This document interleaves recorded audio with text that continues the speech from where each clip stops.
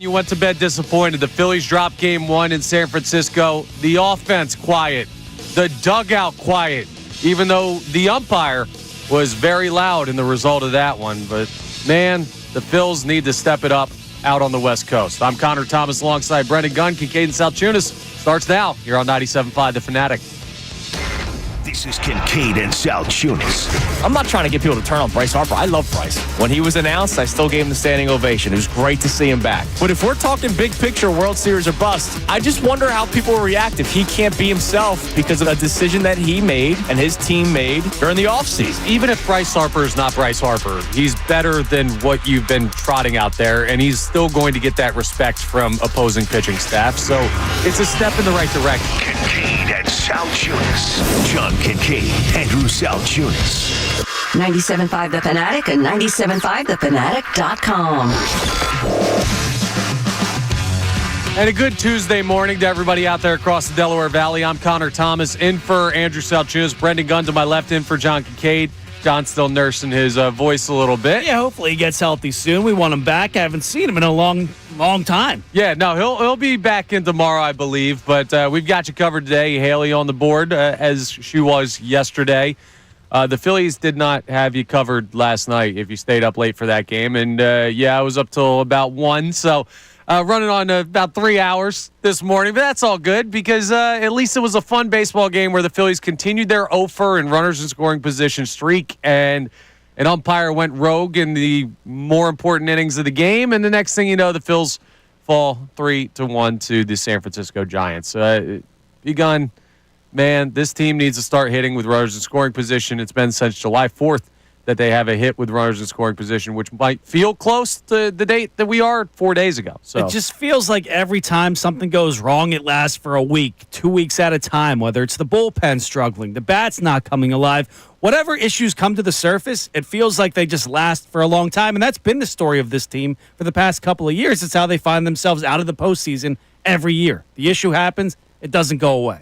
Right, and that's been their Achilles heel, is just not being able to break these streaks fast enough in October when it matters most. And we'll see. We're still a long, long way away from that as we sit here on July 8th. The Eagles haven't even started training camp yet, and it's not time for October problems just yet. But with the trade deadline looming on July 31st, moves need to be made, and they need to be impactful ones, or maybe just one impactful one. This is not something I'm advocating for. I want to make that clear. If it was up to me, the Phillies would go get an impact right-handed bat that's also a good defensive outfielder.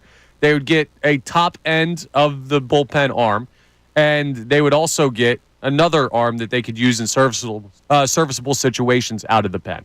That would be the ideal trade deadline, but I don't know if that's realistic. With the way the trade deadline works in modern baseball, there are less and less players available every year because every team thinks they're in it. Every team on the fringe says, oh, well, if we just have a hot second half, look at the 23 Diamondbacks, look at the 24 Mets, look at the 22 Phillies. If we just find our way in, you never know, and that kills the opportunity to find more selling teams. So we will discuss what went on in the game last night. I'm going to continue to talk about that throughout the show. The guy we talked about in the intro, Bryce Harper, you're going to hear from him coming up later on this hour. His commentary on the game and what the Phillies didn't do, and also what the umpire didn't do. Because if you missed this one, Phil Cuzzy behind the plate became a big story late in this game with major missed calls, both during Phillies at-bats and with Ryan Kirkering on the mound in the 8th inning. It was not the entire reason they lost that game.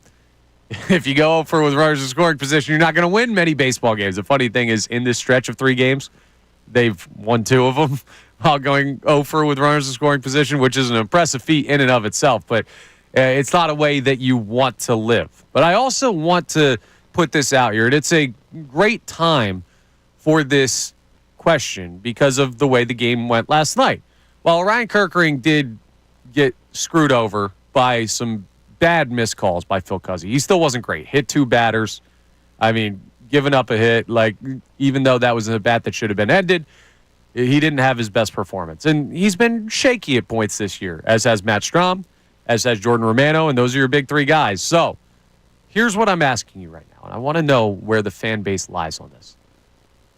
If you could only choose one, an impact right-handed bat. You can make that player whatever you want him to be, whether he's a strong defensive player as well, can play center field, whether he's a corner guy to take Max Kepler's spot, but an impact right-handed bat, a guy that makes a difference, or a back end of the bullpen, high level reliever. I'm talking like top 2 or 3 guys on the market, big time plus arms that you can give the 9th inning to and say, we feel good that this game is over. You can only pick one. I already laid it out for you. Ideally, it would be both, but I don't know that that's going to be reality, and we'll talk about that later. But which of those 2 options would you choose for the current Phillies? 610-632-0975 is how you jump in to the show today. We'd love to hear from you. And also, general reaction to last night's game, because I know if you stayed up for that one, you're probably fired up at either the Phillies, the umpire, or both. And we're fine with both this morning here as we sit in on Kincade Salciunas. So, Brendan, with that question about the trade deadline, are you feeling more bullpen or impact bat to help the lineup? Well, it's funny the way I look at it. I think the more realistic option of the 2 is the bullpen arm because they're more readily available out there. But if you were to tell me we get a righty impact bat on this team, that could solidify this lineup and what we have right now because you don't have that power bat from the right side necessarily on a consistent basis. Now, the issue is, does that guy exist out there? Like, you got the third baseman out in Arizona. Yeah, you can move him here, but then you got to move Bohm to first base, and Bryce Harper has to go to the outfield. That's not necessarily realistic in my mind. If you could get a guy that can play left field and it's a right-handed power bat that's going to be impactful, give me that all day. I just don't know if that exists right now on July 8th in 2025 for this Phillies team. Well, let's say even that guy exists, right? Let's go with, I don't know, Eugenio Suarez is on this team, right? Then you're rolling in to the postseason with either a Ryan Kerkering, Matt Strahm, or Jordan Romano, some combination of those guys getting like the 7th, 8th, and 9th innings, and that's every other game or depending on the days of rest. It's going to be an uphill battle. Like, I think the way this team's constructed right now, it's going to be an uphill battle no matter what. But in this case, I'm taking my chances with, add Suarez to the team, right? That's 40 home runs from the right-hand side. That's probably 40 home runs from the left-hand side with Schwarber. And then you just got to hope you can get 7 innings out of your starters on most nights in the postseason. You're making a strong argument for it, honestly, but I'm still going to go bullpen. I'm still going to get that big-time closer arm because I still will go with, and last night, perfect example, right? I will go with the idea that if you score 4 runs in a game through the postseason with this starting rotation, you will be able to win enough to at least make it there. Do you trust this lineup, though, to get you 4 runs a night in the postseason right now as is? I can't say I do, but here's the thing. Baseline level, yes. Right? The way they're going right now, no. But we get caught up in the immediacy a lot here. If you look at the baseline level of the Philadelphia Phillies offense, they're averaging more than 4 runs a game throughout the season. It has not been a small sample size. We're more than halfway done. So their statistics this year, I'm not a big stats guy, more of an eye test guy, but their stats this year would tell you they can do that. Yeah, I don't want to hit the Bill Colarulo alarm on the Harper thing. He had a hit last night, first hit in a while. But if he's not going to bring that power, who else can you rely on consistently with the power outside of Kyle Schwarber? Yeah, it's a very, very fair question. That's it. Yes, it's basically Cassie Schwarber. has his little streaks in the postseason. Turner can run into one every once in a while. Bohm once a month, maybe he'll hit one. But yeah, you're right. It's just not. It doesn't feel like a very powerful lineup right now, which is why a lot of people do want that right-handed power bat, the impact bat for the lineup. I'm still going bullpen because I believe at the end of the day, even if you get that guy, and this lineup is going like it is right now, you're dead anyway. So you might as well find a way. The only way is keeping teams to 3 runs or less as consistently as you can. So many times in the postseason, it comes down to one bat where you get 2 runs driven in, 3 runs driven in. And that's the difference. Yes, you have to have the bullpen come in and solidify that home. But so many times I think back to one at-bat in a game that changes everything. Right. That grand slam last year, that put a nail in the coffin. Yeah, and that's the thing, right? But that goes back both ways, right? Yeah, they have guys. If you're one swing away with this lineup, you have guys in this lineup that can make big swings at big spots. Problem is they're not doing it consistently right now. It's got a lot of people nervous about what this team's going to be in October, and I get it. I'm there with you. They have not looked good over the past couple of games. So, answer that question to lead us off. Impact righty bat, impact bullpen arm. You can only have one. Which one are you taking? 610-632-0975. Coming up next, we're going to let you hear from Bryce Harper. We're going to get into the conversation about what went on in the 8th inning with home plate umpire Phil Cuzzy. It actually started a little bit before that. But we're also going to discuss the Phillies' reaction out of their own dugout, or maybe lack thereof. It's Kincade Salciunas. I'm Connor Thomas in for Andrew. Brendan Gunn in for John. Haley Taylor-Simon on the board. We're back for more after this here on 97.5 The Fanatic. Do you feel unfulfilled?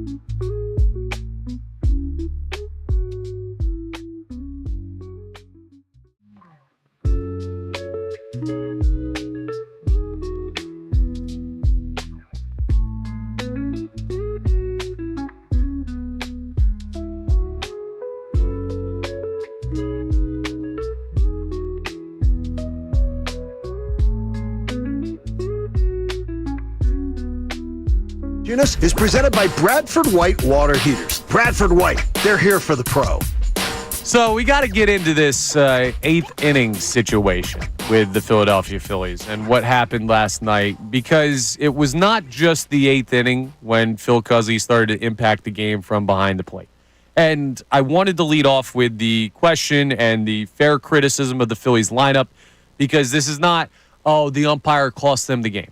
No, that's not what I'm going with. The Phillies scoring one run cost them the game. And Phil Cuzzy didn't start to really lose the strike zone heavily until like the 7th and 8th inning. But he had a couple of calls in the game where the Phillies were at the dish, that they were out of the zone. Like, you can see the little box on TV, but even without it, they were a good like inch or two off the plate, which at the major league level, that does not fly.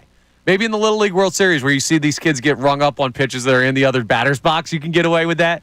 But no, at the major league level, we need strikes called, and we need balls called. And then in the 8th inning, there was a series of 3 straight pitches that Orion Kerkering threw. In a 2-strike count, in a huge spot in the game.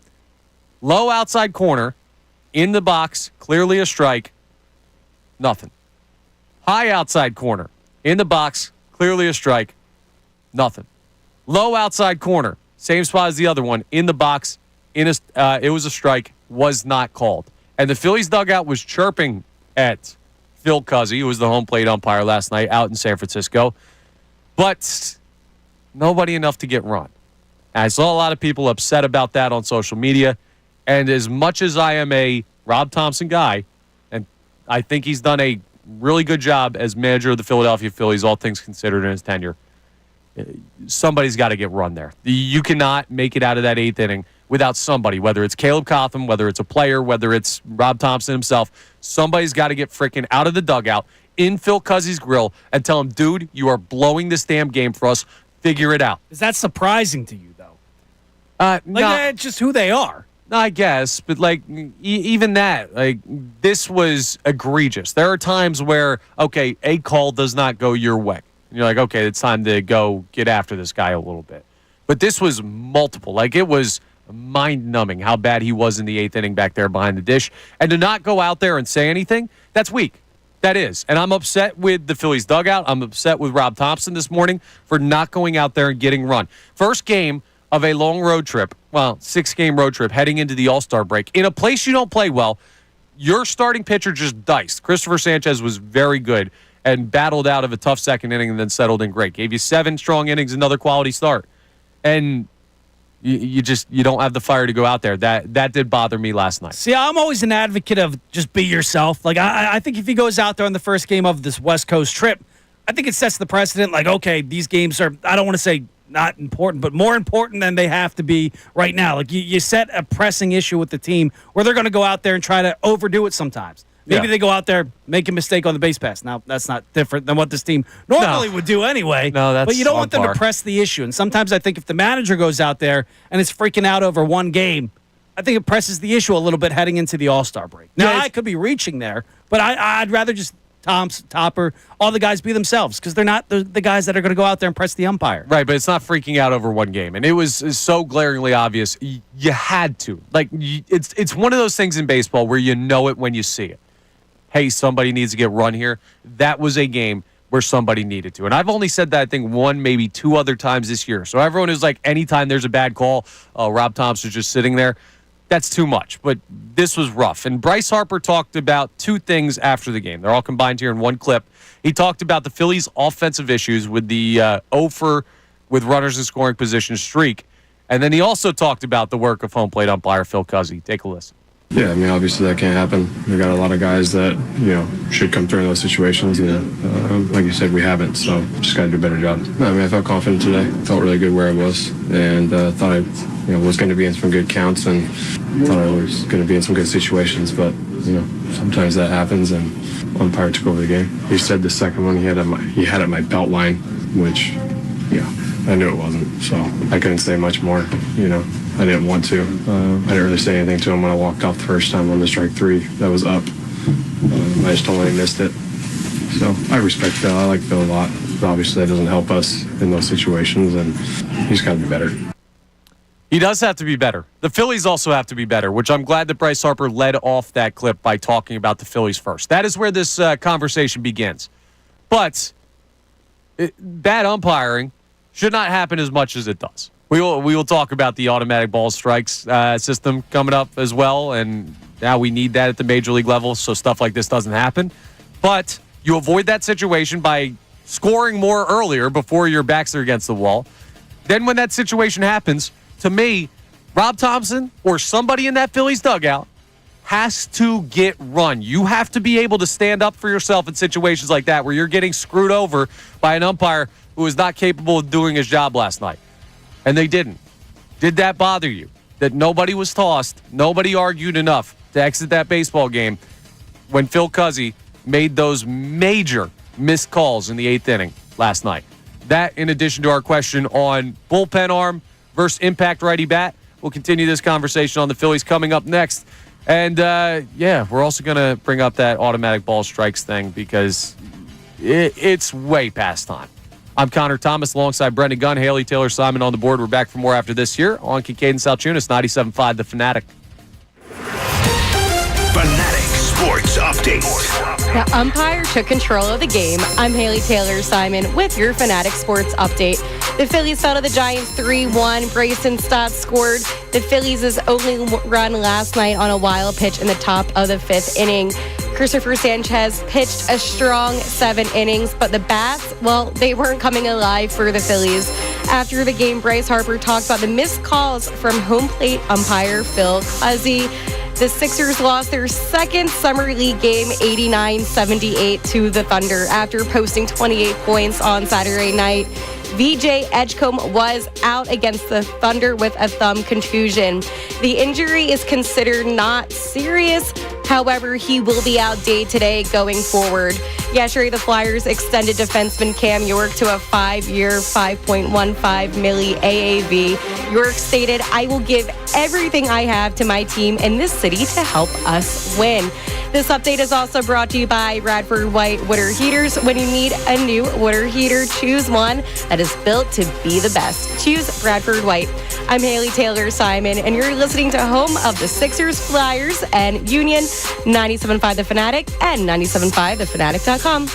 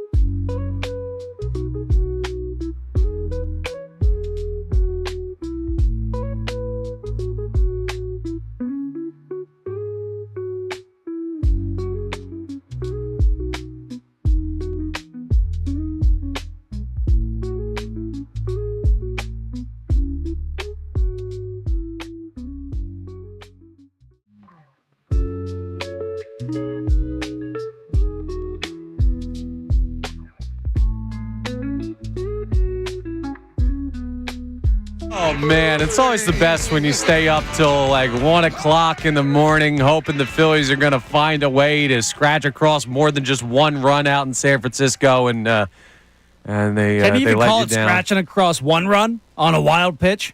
Yeah, and the way they scored the one run was crazy. Like, Bryson Stott hit a rollover textbook ground ball to first base, and it kicked off something or bounced weird somehow and goes right through the wickets, Bill Buckner style. Gets down the line for a double. Then he's advanced to third on the next out, and then a wild pitch allows him to score. So the Phillies score another run, still going 0 for with runners in scoring position. I mean, here's the thing, right? In these stretches, people love to be loud about this team's offense. They stink. They're never going to score runs and everything like that. Now, but if people, when they score 7, 8, or 9, and they start creating opportunities and they have one of those 12, 13, 14 hit performances that we've seen from this team this year, people stick to their guns of that this offense still isn't good enough. They're better than some people give them credit for, but they're not good enough right now the way that they're swinging it to go anywhere in the postseason. Sounds like you want to bat at the deadline. Oh, I want to bat at the deadline. This team does need a bat at the deadline, but I'm pressing people to figure out where they think the strong weakness of this team is. From the start of the season, to me, the number one problem with this team has been the bullpen, right? The lineup has at least upside with some of the names that you have there, right? Kyle Schwarber, Bryce Harper, Trey Turner, just those three alone, if they're going good, and if Bryce Harper's healthy, then they will be in a situation where they can create enough at the top of the lineup, I think, where they can get to 3 or 4 runs. And then you just need like one other guy to have a hot series, and the next thing you know, you can do that. It's scraping by with the minimum for a team that's supposed to be a World Series contender, which is not ideal, but I think it's a better chance you survive that than having Shohei Ohtani, Mookie Betts, and Freddie Freeman coming up, and you've got to go to Jordan Romano, or you've got to go to Matt power Strahm. arms there. There's no Right. guy you can rely on to come in and shut the top of one of those lineups down. Now you got to just hope it doesn't come to that. Right. So, like, we did this, I forget if we might have brought this up earlier on in the show, where we talked about the trio of Harper, Schwarber, Turner versus the trio of Kerkering, Romano, and Strahm. Yeah, you're taking that lineup Which three all guys day. do you have more faith in? That's why it's bullpen to me, because there is no top-end bullpen arm. You say, well, it's just Kyle Schwarber as a power bat. There is no power arm. Well, the way I look at it is I'm taking that lineup all day, but can those 3 guys and the starting rotation mask up that bullpen completely? Like, there's a slim margin that could happen, and I think it's a bigger margin necessarily if you're not hitting the ball, you're not winning jack. Like, Yes. That's the way I look at it. Just here's what it feels like to me. In addition to if you're not hitting the ball, you're not winning jack. Well, if you can't, like, you're going to get, or have to get rather, like 8 innings of 1-run ball from 3 starters consecutively in order to win series if they're swinging it like this. And that's not doable. Like, that's not sustainable. You might be able to do it in the divisional series, depending on who you match up against, if you're even in a position to be in the divisional series off the rip, because, I don't know, if the Phillies don't win 95-plus games, they're probably going to be that top wild card team as the division winner that gets thrown in there. So you have to win another series before you even get to that point. So there's a lot of work for the Phillies to figure out, man. Lineup, bullpen, which one are you choosing? 610-632-0975. If you could only have one impactful move at the deadline, I want to know where your priorities lie, because deadline will get here before you know it. It's July 8th. The 31st is the day of the deadline. So by my math, that is 23 days until we find out what the final version of this Phillies team is. Now, later on in the show, we're going to talk a little bit about internal options that Dave Dombrowski has brought up numerous times, and not just the ones at the major league level. But, man, it's hard to watch the game last night and not think about postseason performances of the past and say, I've seen this one before. And that should bother people. It really should. Man, I don't know, man. It also, the San Francisco stuff is just weird, right? They just never play well out there, dude. No. Which Never. is, in some ways, is very frustrating. In other ways, it's kind of just, well, if they haven't won a series there since 2013, should we really freak out over them not winning one this year? I mean, there have been some solid teams in there in that stretch that have not been able to get it done. And they're playing semi-well right now. I think they're winners of 5 of their last 6. It's not like they're playing bad baseball when you're catching them. But it still frustrates me, just not being able to win out there. Right. They won 3 straight series coming into the series here in San Francisco. So we'll see. And the other thing is you got the All-Star break coming up as kind of a reset. As we get closer to that, probably later on this week, we'll talk about that potential mental reset for this team and what they'll need to focus on in this that time. And the good news is they got a lot of guys who will have free time because only 2 All-Stars so far on this team, Kyle Schwarber and Zach Wheeler. But your reaction to last night's game, whether it is the offense, the bullpen, the umpire, there was a lot of stuff that was reaction-worthy from the Philadelphia Phillies last night. And one thing that I just got to put out there, like it better happen. If this does not happen for Major League Baseball, the lockout that's coming in 2027 that everybody expects to occur, if you haven't seen that yet, take a look at what the CBA is going to do to the sport. Baseball is going to be tough to come by in 2027. But I might have my own personal lockout in 2026 if we do not have the challenge system for the balls and strikes. Like, it needs to happen. Whether it was the reason the Phillies lost the game last night or not, and I don't think it was, there needs to be some kind of checks and balances for a guy that just flat out loses it in the most important part of the game. Could you imagine if there was a reliever that you brought in out of the bullpen, right? And they just didn't have their best stuff. And the game goes, well, no, you can't make a move for the rest of the game. Sorry, you're screwed. Like, that's kind of what no checks and balances on the umpires. Like, you get a guy who's not calling strikes properly in big points of the game, there is nothing you could do besides maybe get run. And the Phillies have shown us that they don't believe that's an option, even though I wanted to see someone come out of the dugout and argue last night. Doesn't it fundamentally change the game, though? What, challenge? Yeah, to me, late in the game, if you're going to get boxed into that little zone, if I'm a hitter, I'm making this guy throw strikes 110 times out of 10. Right. Like, I'm just making him do that. So if I'm looking for that, I'm not swinging at anything out of the zone. And I'm challenging everything and making sure it is a ball. It is a strike. It's much easier said than done. I'm not swinging at anything out of the zone. You're still going to swing at pitches out of the zone. Anything close, I don't know if I'm swinging at it. Well, then you might get rung up. That's the risk that you take, and you only get so many challenges, which is why this works. It's not just unlimited challenge everything, which is also why I don't want the true robot umpires of just like the strike zone is here. Now, that always fundamentally here. changes the game there. That does. Yes. Because you know what the strike zone is. I think part of the game is you got to figure out a couple of at-bats, what the strike zone is. But if you're consistent, that's okay. If you're calling strikes in the first inning that are not strikes in the 8th inning, you're screwing some team over.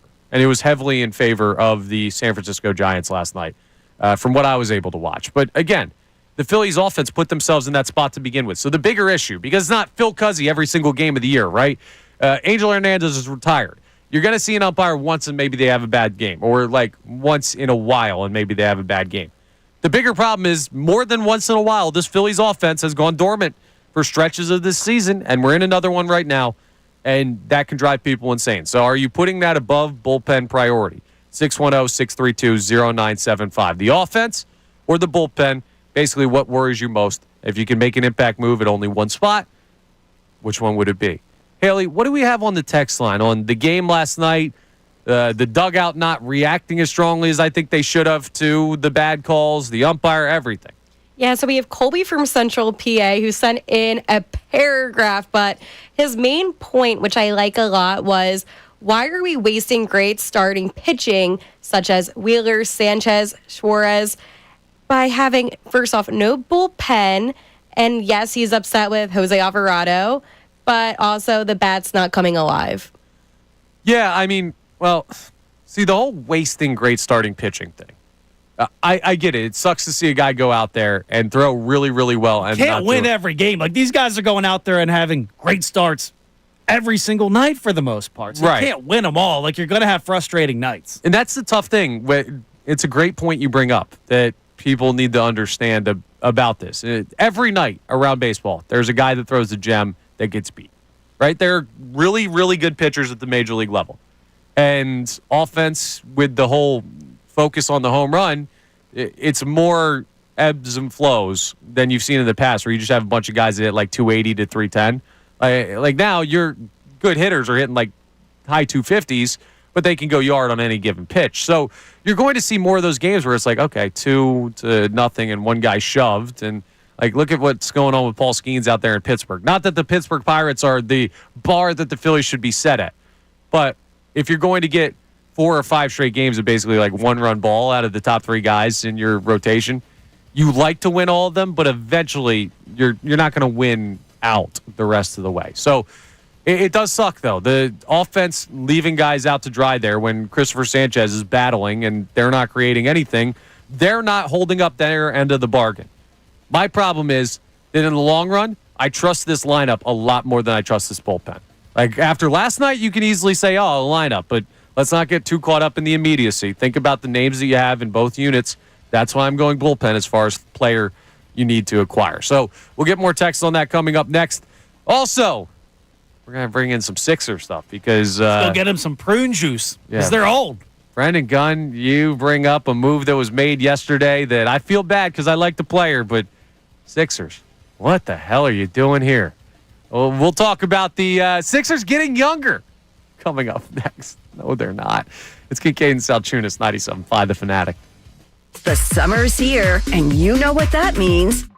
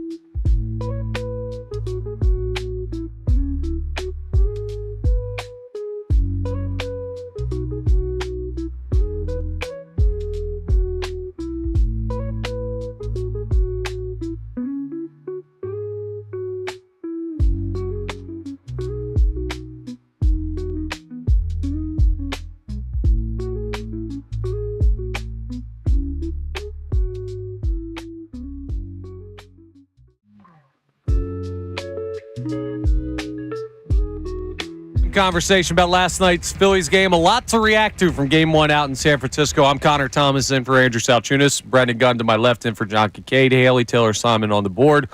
And the Phillies 0 for, 24 with runners in scoring position. That's the streak that I believe that they are at. You're not going to win many ball games doing that. Honestly, it's incredibly impressive that they are 2-1 in the 3 games that they played during that streak. So take from that what you will. Not a way that you're going to survive by not hitting with runners in scoring position. And that's going to drive this fan base insane. And it should.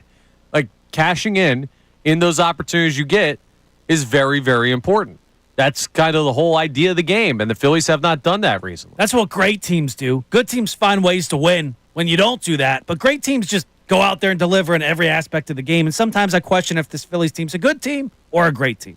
Yeah, they're right on that fringe of good or great, and the trade deadline holds a lot of weight for a team like that because they're going to be in the postseason. They are. And with the way their schedule breaks down, I still believe that they're going to win this division. The Mets are, my goodness, are they in rough shape for this stretch of the season. So it's not like there's a team in the division that's really chasing you down or extending a lead. So in the long run, you'll be there in Red October, but what quality of team are you delivering? And is it one that can truly win the World Series? We've asked it many times, and there has been no definitive answer, right? There has been no stretch that tells you, oh, okay, this team's fine. They're going to be okay. You don't have to add as much as you think at the deadline. There's also, to me, been no stretch where it's like this team is dead. There's nothing they can do. They can't win the World Series, even though some people have taken it to that point. Like, so they're up in the air.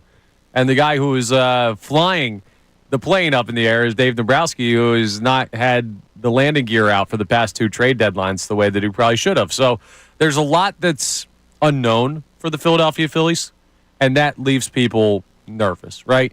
You want to at least know. I get the sense that some people would rather know you either have a bad team or a good team than kind of be on the fringe of greatness and just not sure what team you're going to get at any given day. Well, it's frustrating because the past couple of seasons, like, you're on the fringe of greatness, but you can see these 1 or 2 apparent holes, and they've never corrected them yet.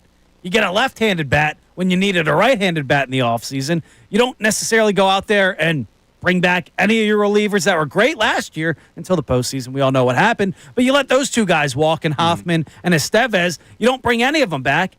And then you only have a power guy from the left-hand side, and he goes and, does what he does, and he's useless this season now. So he put him in a real bad spot. And the more I think about it, when you go back to 2008, you wouldn't say that rotation was the best. That lineup was top-heavy and had a lot of great people. But the thing you could count on, the Bridge to Lidge and then Brad Lidge, and that solid bullpen helped you big time win a World Series, and you don't have that right now. No, you don't. But you also might not have that top-heavy lineup right now if the guys who are supposed to make the lineup top-heavy aren't hitting. And Bryce Harper's a big part of that, and whether or not he'll be healthy. So a lot of concerns about the Phillies, and we've been fielding your answers on the text line to our questions about what happened last night. 610-632-0975 is how you jump in. Also, our question on would you rather have the 1 bullpen arm or 1 impact bat? If you had to pick one, if you're forced into one of those 2 categories, which one is more important to you with the way the Phillies are playing baseball right now? Haley, what else do we have on the text line?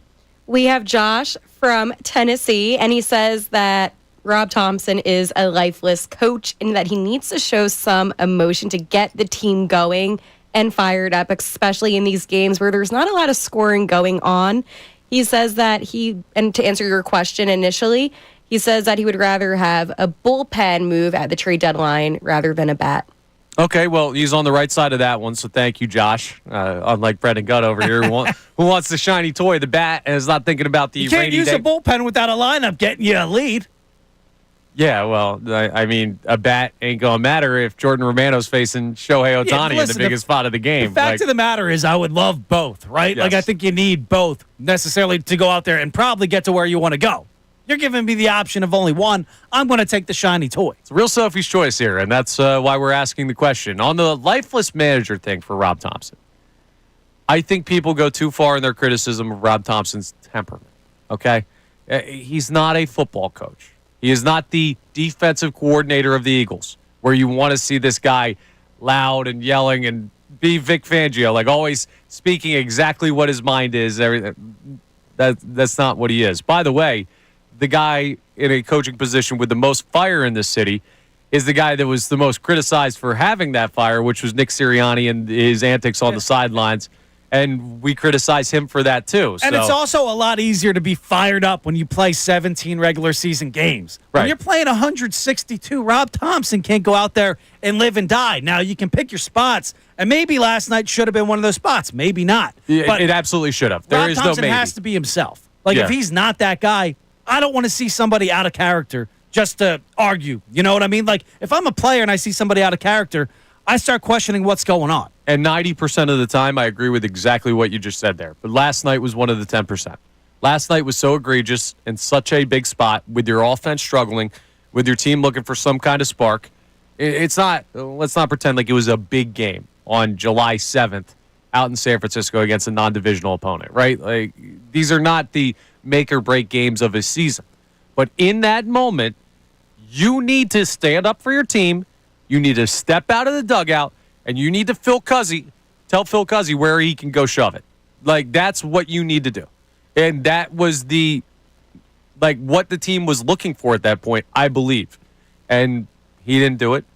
And Caleb Cotham didn't do it. Now, none of the players got run at the plate, but they're in the game. These guys need to be out there because you have so few players that you can insert into games that you feel comfortable about making an impact. If the starters aren't hitting, you don't want Kyle Schwarber tossed arguing balls and strikes. You don't want Bryce Harper tossed arguing balls and strikes. You need your guys in there. You can deal without a manager. Now, when you see your players chirping the ump a little bit and the manager does nothing, does that start to wear thin on the guys at all? Like, you've been in a dugout at a higher level than I have in college.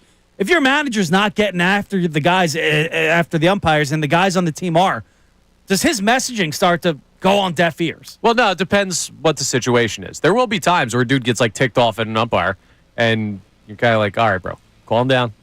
Let me handle it. We'll talk to the guy.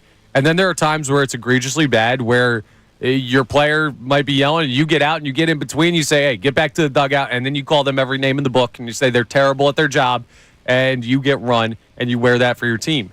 And players do respect that. And Rob Thompson has gotten run once this year. And there have been other situations where people feel like they should have stepped up. I think last night should have been another one. Do you think Rob Thompson should have argued to the point of ejection last night to defend his team with bad calls in the 8th inning from home plate umpire Phil Cuzzy? 610-632-0975. The Sixers signing Kyle Lowry back on a veteran minimum contract. Eric Gordon already back with the team. Do you think they're going to get a denture sponsor? They might, man. We were told this team was going to get younger. They bring the 2 oldest players from last year's team back. I mean, that, too, is going to be something that's going to bother people. We'll dive deeper into that coming up next. Phillies conversation is dominated. But I do want to talk about that because did they mislead us with how they're approaching this offseason? We'll talk about that next year on Kincade Salciunas, 97.5 The Fanatic. Fanatic Sports Update. The umpire took over the game. I'm Haley Taylor Simon with your Fanatic Sports Update. The Phillies fell to the Giants last night 3-1. Bryson Stott scored the only run for the Phillies off a wild pitch in the top of the 5th inning. However, after a strong 7 innings pitched by Christopher Sanchez, there were some problems at the plate. That is right. Bryce Harper talked about the missed calls from home plate umpire Phil Cuzzy. Take a listen to what Harper had to say. Umpire took over the game. He said the second one he had at my belt line, which I knew it wasn't. But obviously, that doesn't help us in those situations, and he's got to be better. The Sixers lost their second Summer League game, 89-78 to the Thunder last night after posting 28 points Saturday night. VJ Edgecom was out due to a thumb contusion. However, the injury is not considered serious, and he will be day-to-day. The Flyers extended defenseman Cam York to a 5-year, $5.15 million AAV. York stated, I will give everything I have to my teammates and the city to help us win. This update is brought to you by Electrical Workers, Local 269, and the Electrical Training Alliance. The International Brotherhood of Electrical Workers, Local 269, NCA, and their Electrical Training Alliance can offer a career with no college debt. To learn more, go to IBEW269.com. I'm Haley Taylor Simon. You're listening to home of the Sixers, Flyers, and Union. 97.5 The Fanatic and 97.5thefanatic.com.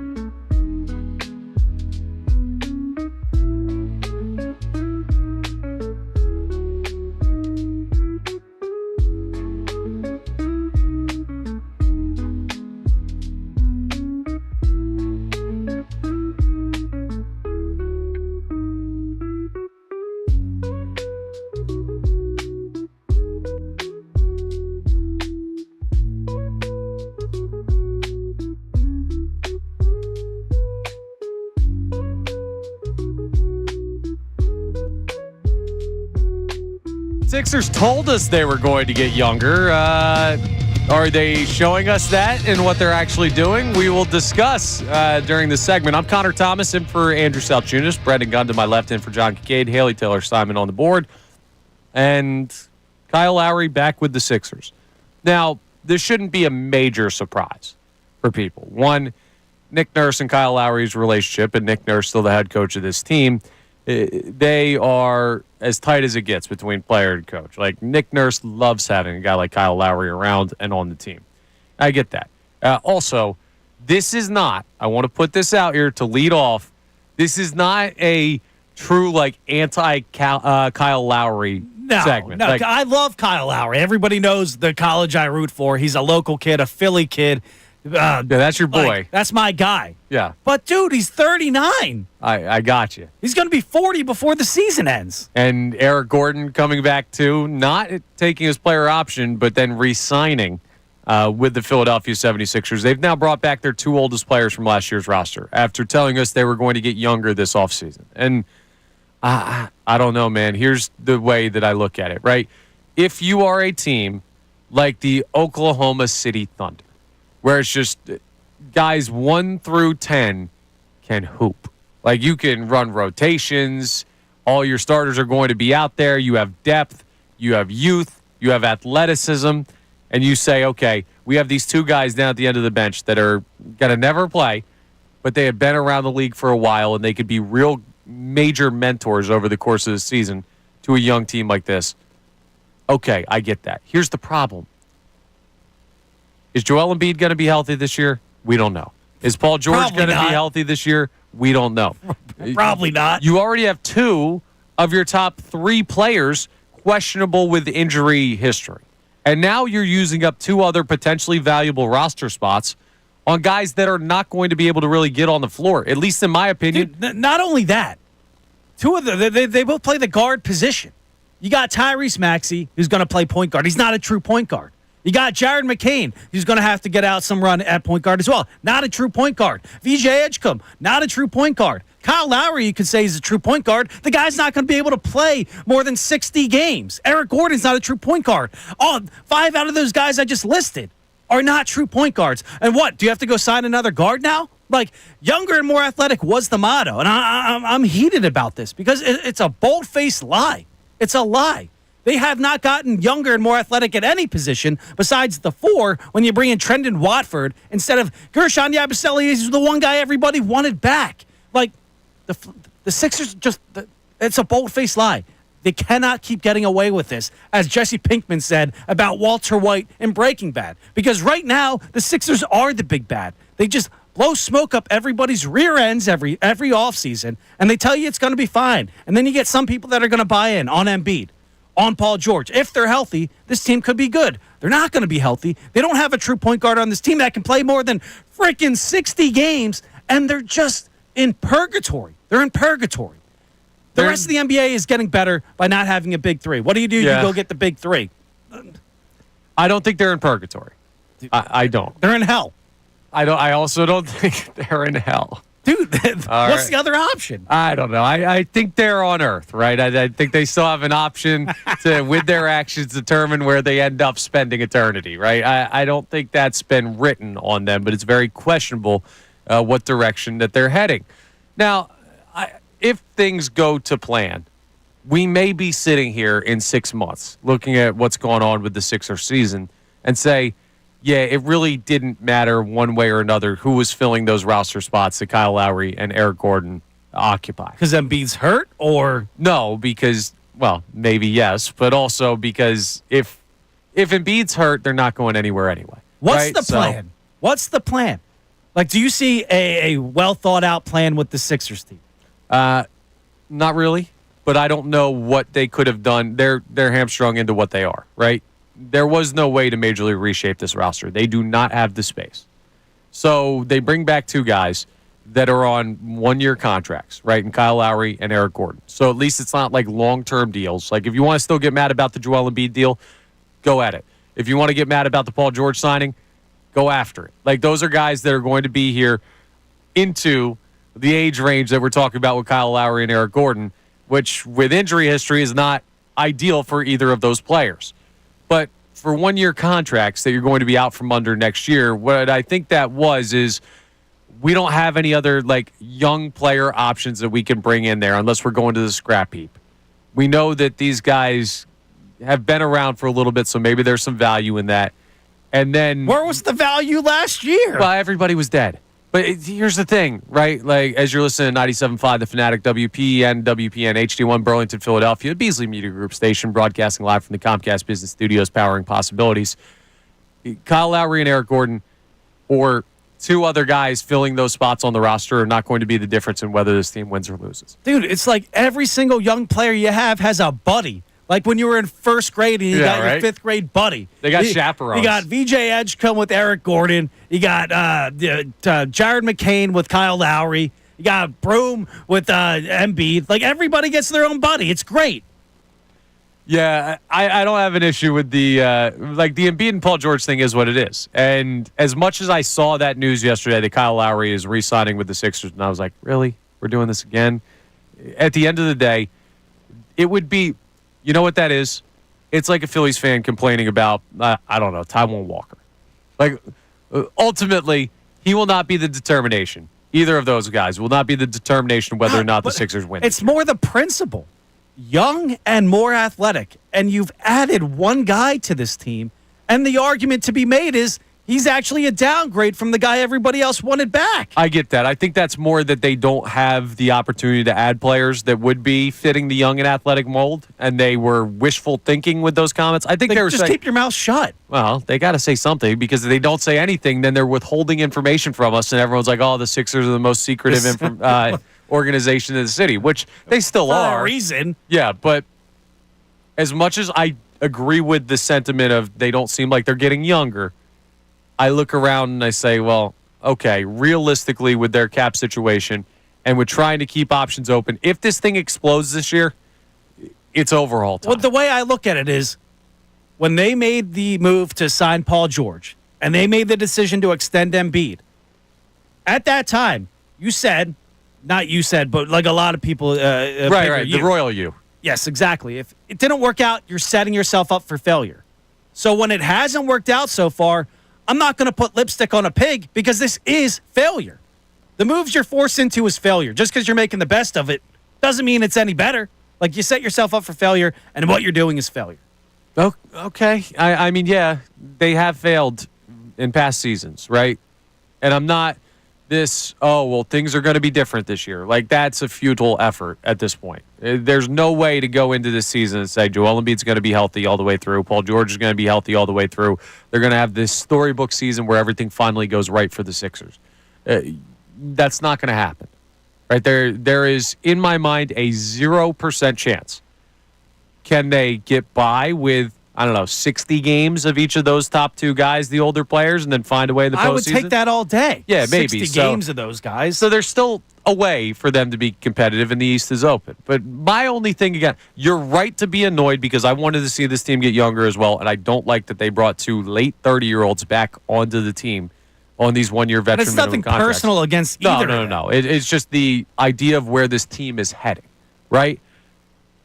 The baseline, though, is when people get really upset about that, I want them to think about how much impact that spot on the team, whether it's Kyle Lowry or a 21-year-old, would have on the upside of this year. Well, I'm telling you, I really do think they don't have a true point guard on this team outside of a Lowry. Yeah. Now, at this point in the offseason, maybe getting a Kyle Lowry back was the only option. But there's not a true point guard on this team outside of him. Right, but you got to look at where they're at against the second apron. Look what's happening around the NBA. Teams are shedding salary left and right. Good, competitive teams are shedding salary left and right. Boston has basically gutted their entire roster that won the NBA Finals a year ago. And that's the whole second apron of the CBA. So it's going to be harder for teams to find a way to add those players, especially where we're at in the offseason with the first wave of free agency done. So this may have been their option. It's not a good option. They are here because of their previous mistakes, and they should not be lauded for it in any way. But at the end of the day, the story of this Sixers team is going to be told by Joel Embiid and Paul George and how available they can be. And that's it. I mean, that's fair. I'm just very frustrated with this basketball. I can tell you are. This was supposed to be the year this past season where you get over that hump, you make it to the Eastern Conference Finals. This offseason, everybody's hurt. Everybody gives them the excuse. It was the most forgettable Sixers season of my lifetime. Oh, it'll be memorable. They promise you younger and more athletic. By nature, you bring everybody back besides the one guy everybody wanted back, and you let him go to the New York Knicks, as a matter of fact, for less money, and it turns out you lowballed him, apparently. Obviously, you had your hands tied behind your back with the Quentin Grimes situation, so it's not necessarily truthful on the Abaselli's part because everybody knew they had to wait until that got sorted out.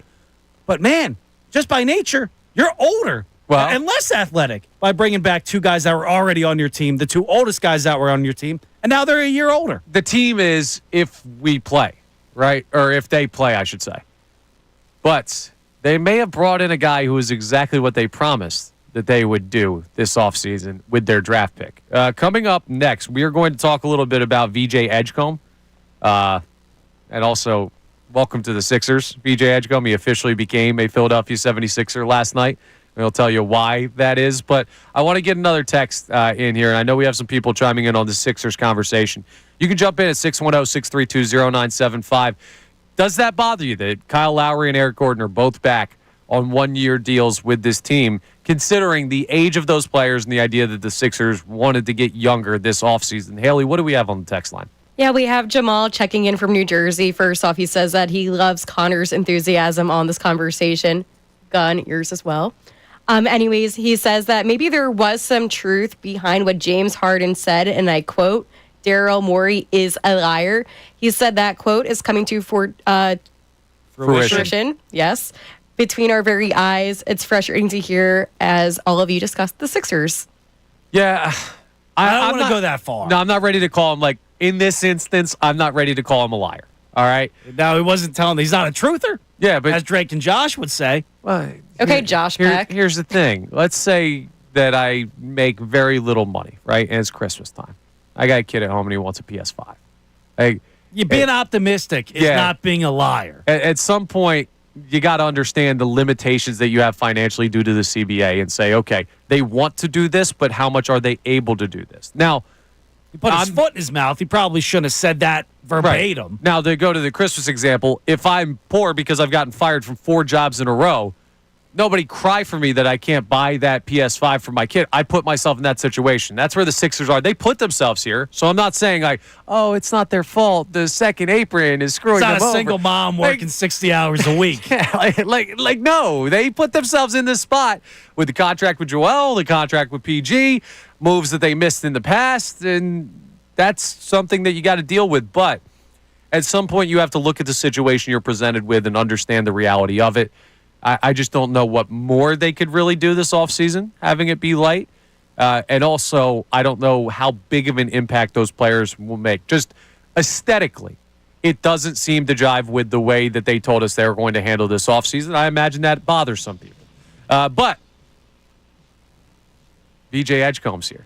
And is he the younger athleticism that the Sixers were looking to add all along? Does he do enough? Well, he's officially a Sixer as of last night. We'll talk about that, and I might have to calm some people down. I just want to make sure this little preemptive, don't worry conversation that we'll have next on the Sixers' number 3 overall draft pick. We'll talk about VJ coming up next here on Kincade Salciunas, 97.5 The Fanatic.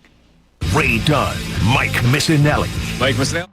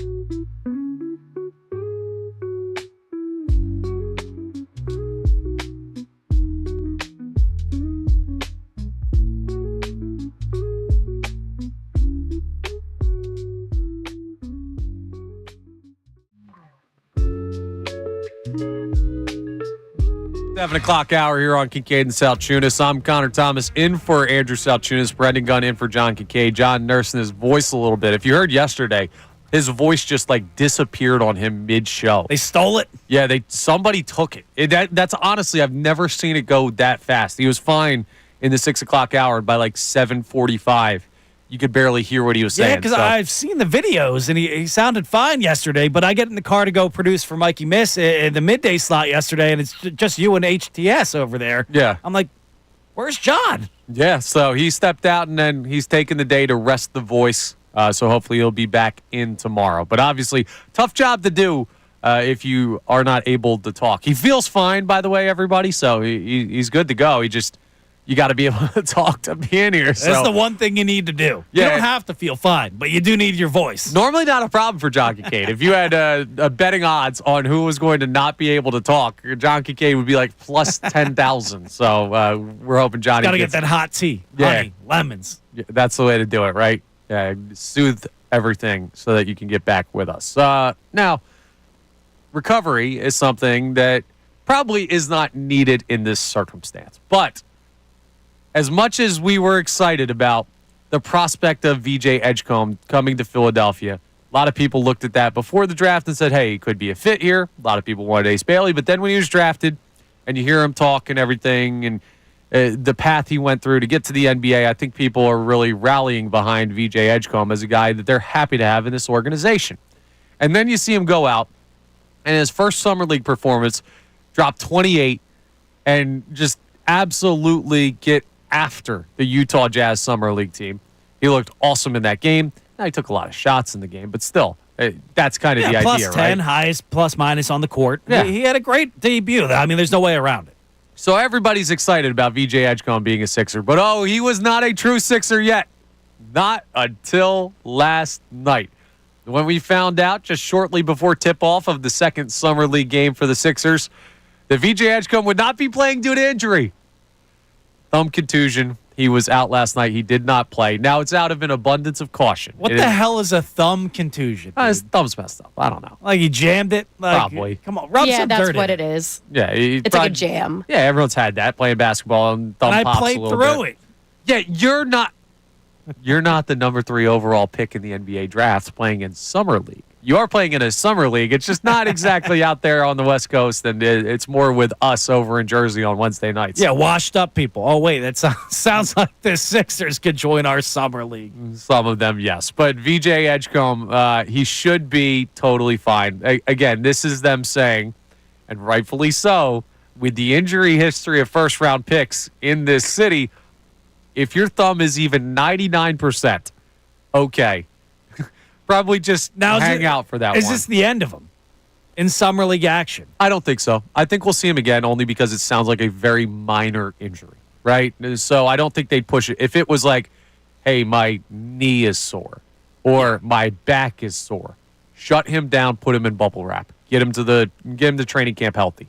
But thumb, I mean, worst case scenario, tape that up and let's roll. But you don't have to do that in Summer League. I know there were people disappointed that they did not get to watch him last night because he is an exciting, young, athletic player, right? He fits the mold of what the Sixers said they were going to bring in this offseason. Now, one player at 19 years old doesn't make a difference between where the Sixers were last year and a championship-winning team, right? So let's not pretend VJ Edgecom is the savior for the 25-26 Sixers. He's not.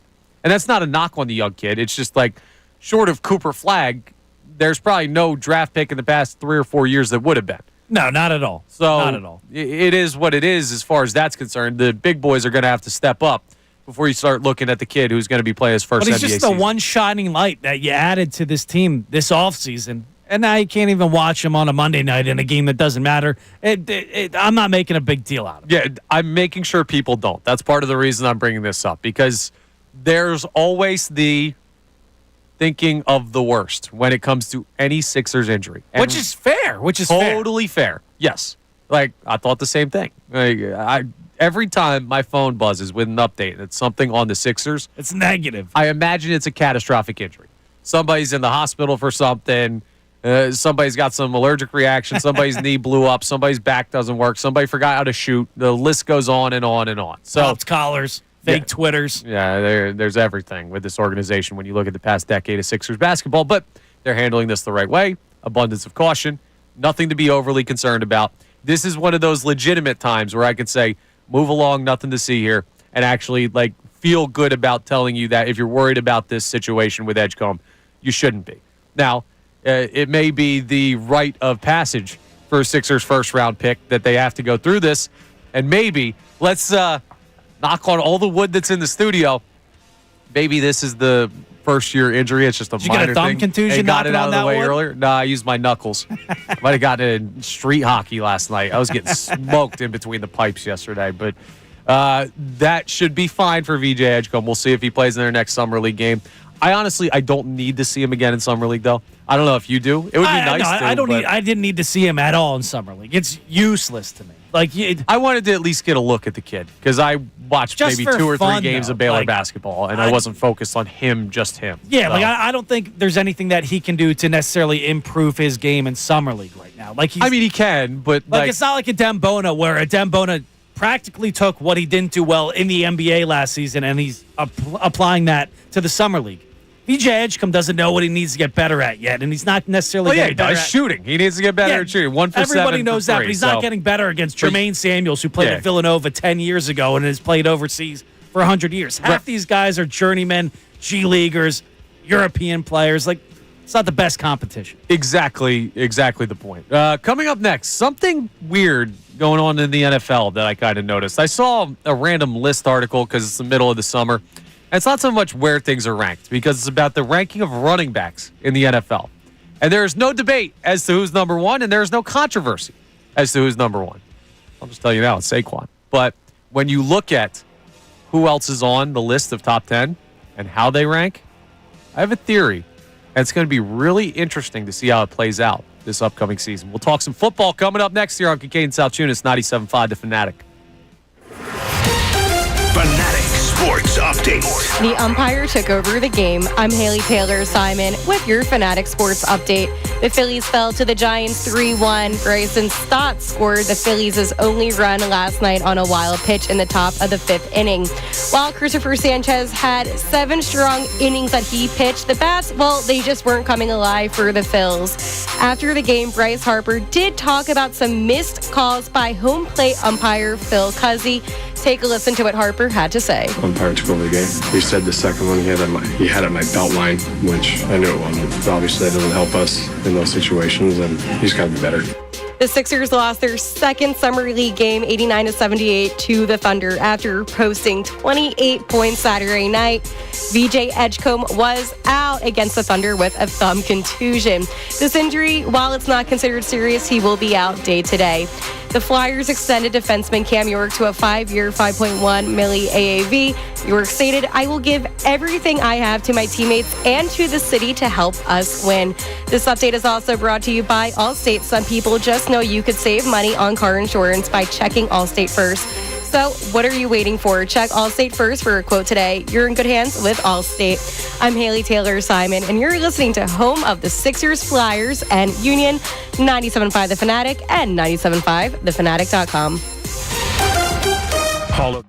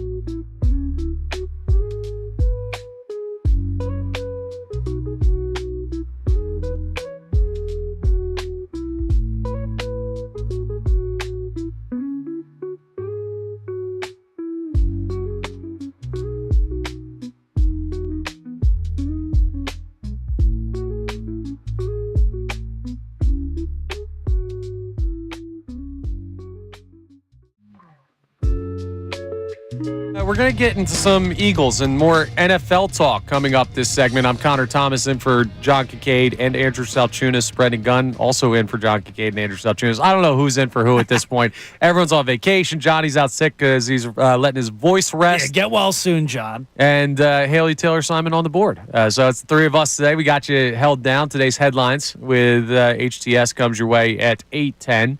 So we'll get into that coming up. Hear what fun stories Haley has on the docket for us. And it was not fun if you stayed up last night for the Philadelphia Phillies game. They only were able to muster one run against Landon Roop, who they had scored 4 off of the previous time they faced him.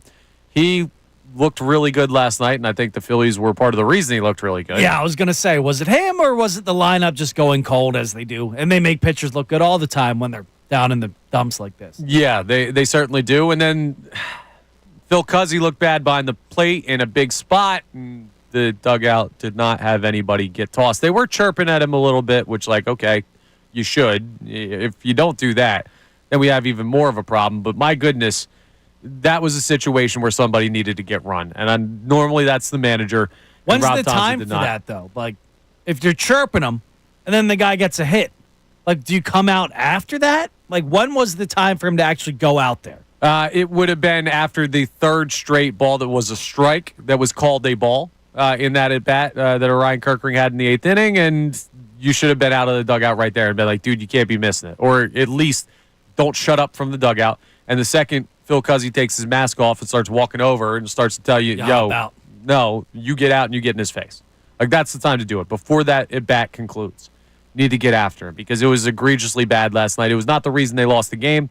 The reason they lost the game was the offense was, again, over with runners in scoring position, which cannot happen, which is why we were asking the question earlier, if you could only add an impact bat or an impact bullpen arm, you can't have both. You can only add one. Now, the Phillies can have both, but I'm saying for this situation, which one would you choose? What do we have on the text line on our Phillies conversation from earlier, Haley? So on the text line, we have a couple questions about people asking, not a name, if there's any concern about Bryce Harper and if maybe he should have played with the Iron Pigs for a little bit of time before coming back up to the Phils. Yeah, he doesn't do the rehab stint. A lot of players do go down and they'll see some minor league pitching.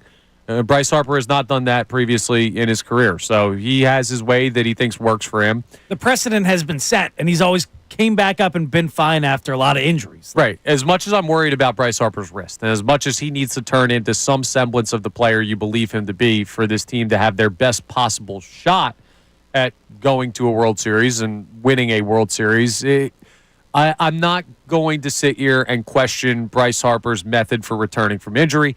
He is a guy that has come back faster than people from other injuries. He is a guy that has played through injuries and had success. And he is a guy who's a generational talent baseball player, like face of the franchise type guy. So he deserves to be able to determine how he'd like to come back. Now, would that have helped him? Maybe.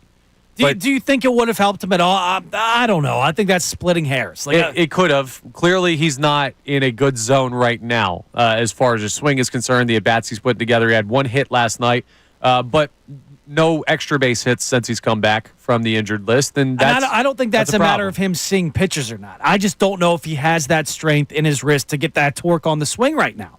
Maybe. And I don't think going to AAA is going to help him do that. Right, and that's a bigger issue. And maybe he wanted to have because he knew it was just something that he had to manage the injury. Like it wasn't getting better. Remember, he said when he came back, we just kind of got to a point where it was staying the same. It was stagnant. Figured might as well get out there and play. He was trying to, I imagine, manage the amount of swings and the quality of swings he was taking, and maybe he didn't want to waste them on actual games down in the minor leagues. So I don't know if that would have made a difference. What I will say is I don't really worry about Bryce Harper's plan for coming back from injury or rehab or anything like that.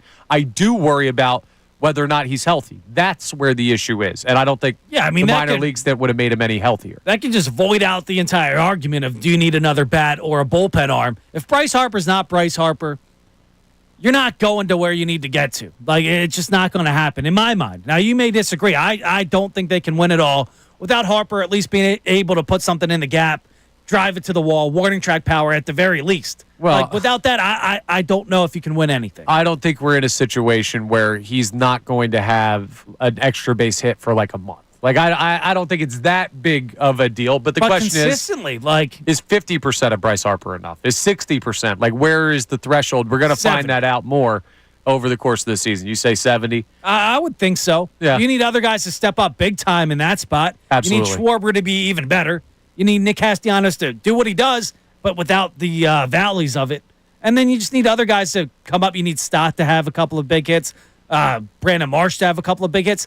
But your margin for error is so slim, even if you add another bat, if Bryce Harper's not Bryce Harper. Yeah, it's not impossible. So that's why I roll my eyes a little bit at the people that say they can't win. They can, right? They can. You're going to tell me the Texas Rangers of 2023 were this great baseball team? But everybody in that lineup got hot at the right time. Well, that's it. And that's been the conversation with the Phillies. But people tell me that's not something you can bank on. And they're right. You don't know if it's going to happen or not. So what you're doing is you're at more risk. And with this opportunity that this team has and the necessity to make this year count, you want as little risk as possible, which is why moves need to be made. It's not a they can't. It's a they probably won't. And probably won't isn't good enough for this baseball team. And it's not good enough for this fan base. And it shouldn't be. Now, Saquon Barkley was absolutely good enough for this fan base. He was a monster. And yesterday, I was just kind of scrolling through ESPN, seeing what's going on in the sports world as I was up late watching the Phillies do nothing at the dish. And there's this list that was compiled by ESPN. And they asked executives around the league. So this is not just reporters or anything like that. This is not a fan poll. No, Jeremy Fowler put this out of the top 10 running backs in football when it comes to this past season and heading into this year as well. And there's something really interesting about this list. Now, there's no surprise. Number one is Saquon Barkley. And if it wasn't, I would have lost my mind. And he got every vote but one, correct? Yeah, the lowest he was ranked was 2.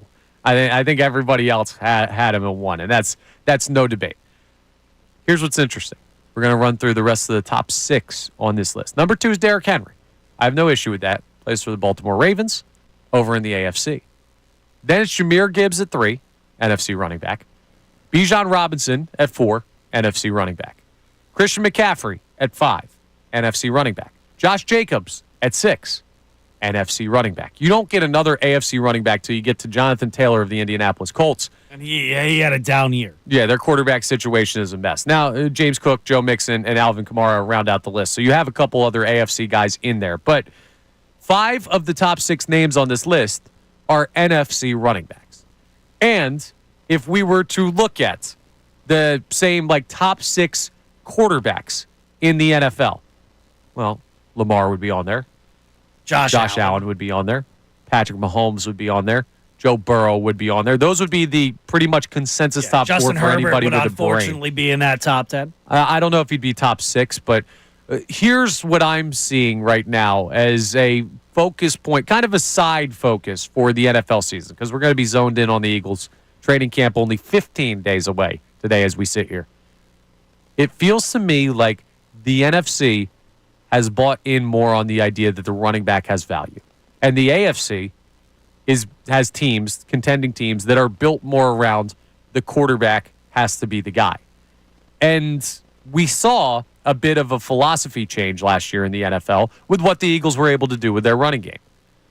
So the NFC is the running conference. The AFC is the throwing conference. I think we're going to see a very interesting look at how the AFC attacks football this year versus the NFC. When it comes to, I'm not talking about the Panthers or anything. Like I'm not talking about. They finished the season strong, Connor. They did. Okay, let's go Saints, right? Like I'm not talking about like the bottom of the barrel teams in each conference. I'm talking about the true contenders.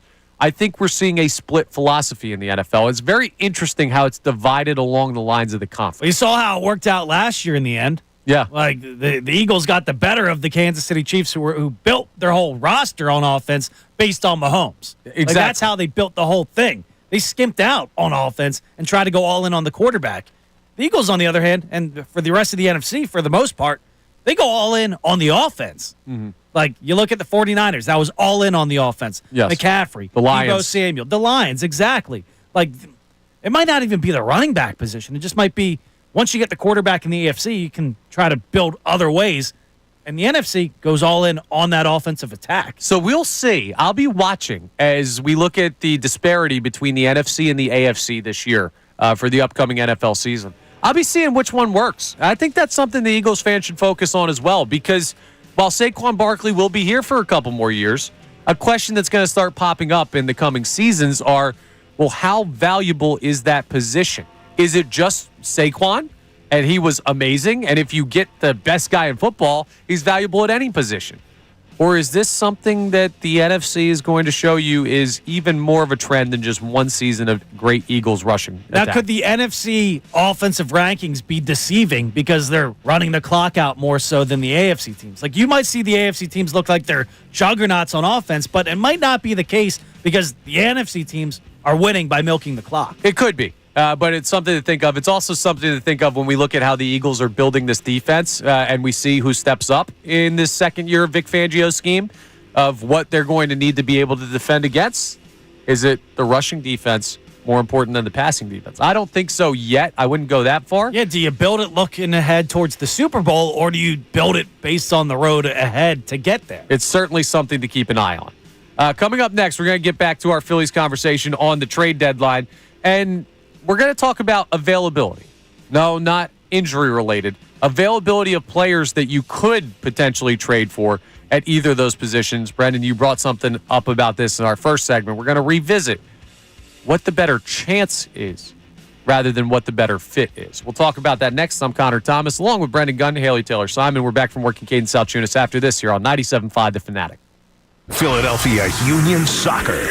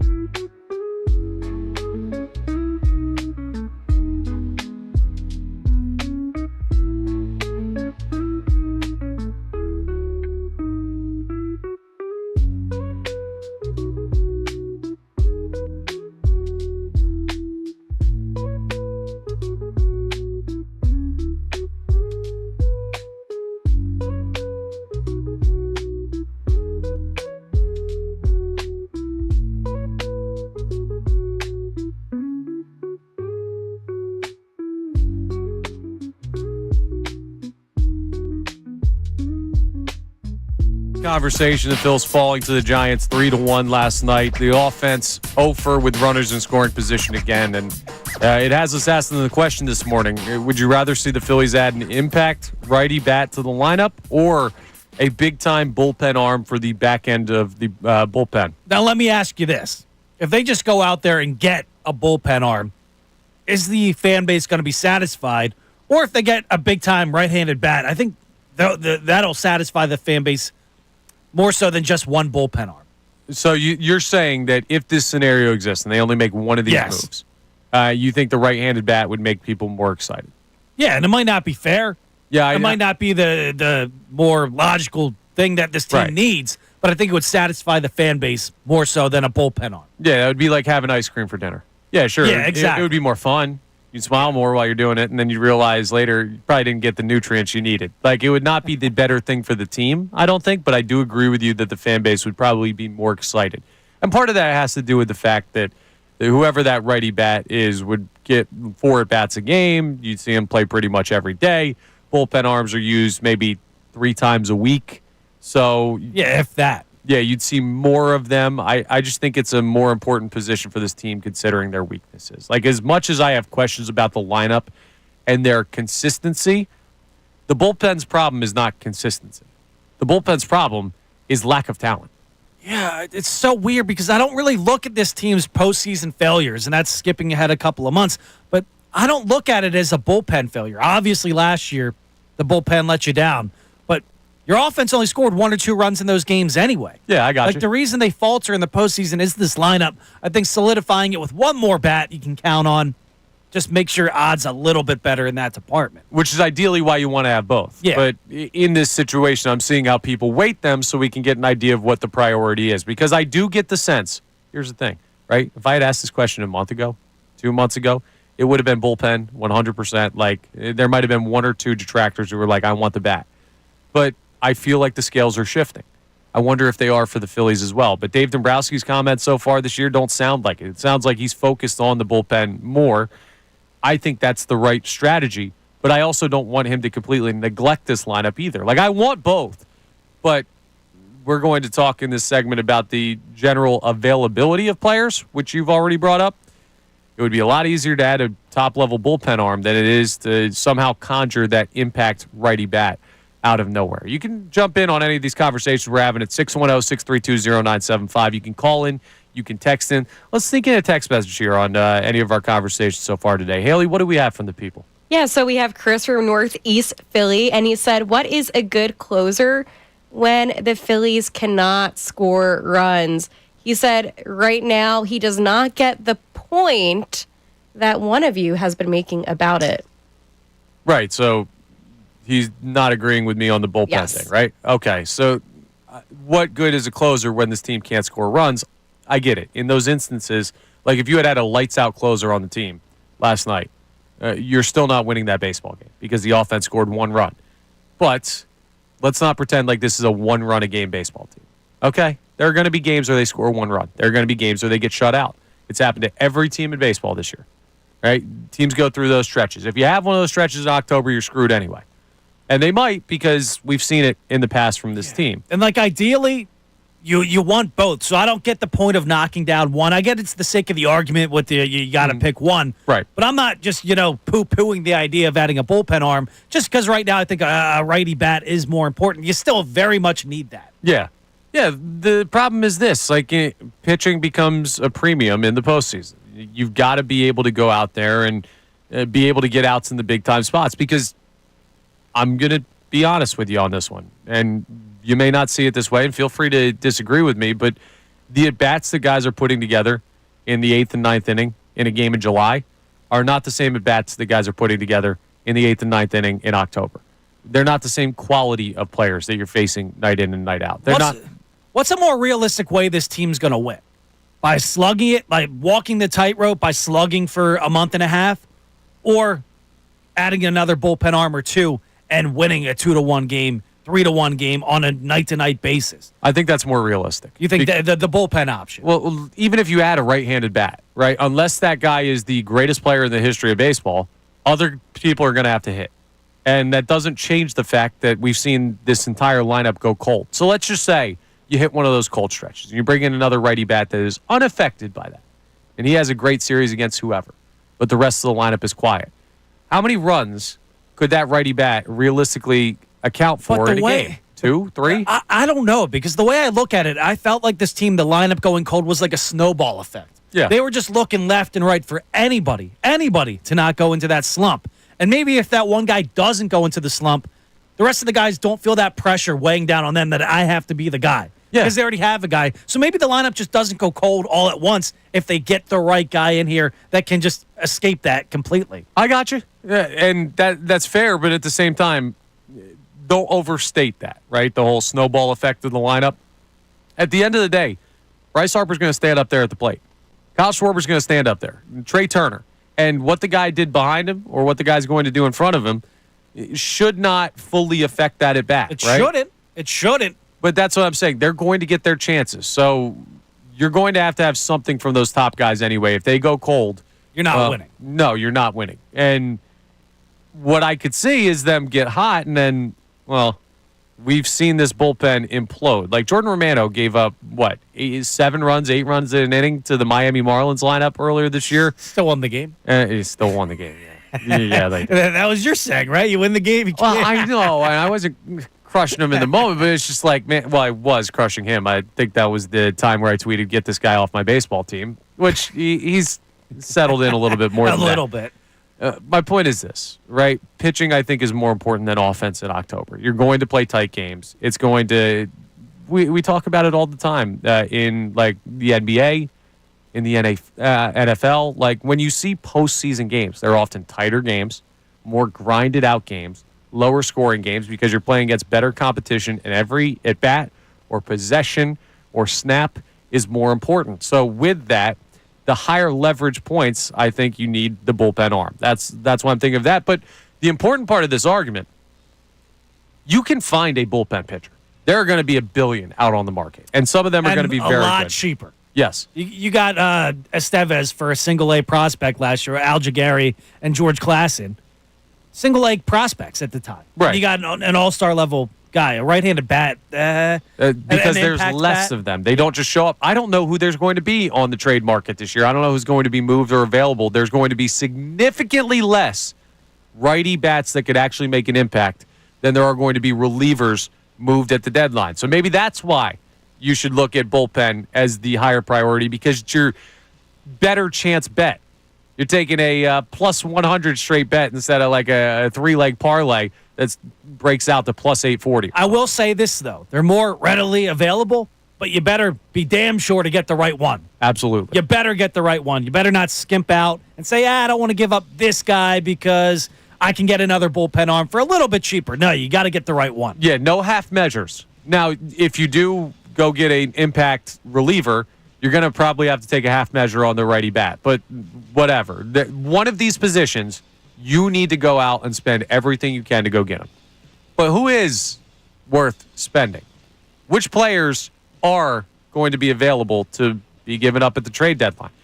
Coming up next on this conversation, we're going to build our list of the non-trade eligible players for the Philadelphia Phillies. Folks that you would say, no, they're not moving. Whether they're at the major league level right now or minor league prospects. We're going to do that coming up next as we continue today's show.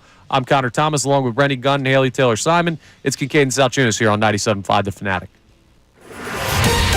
Fanatic Sports Update. The umpire took over the game. I'm Haley Taylor-Simon with your Fanatic Sports Update.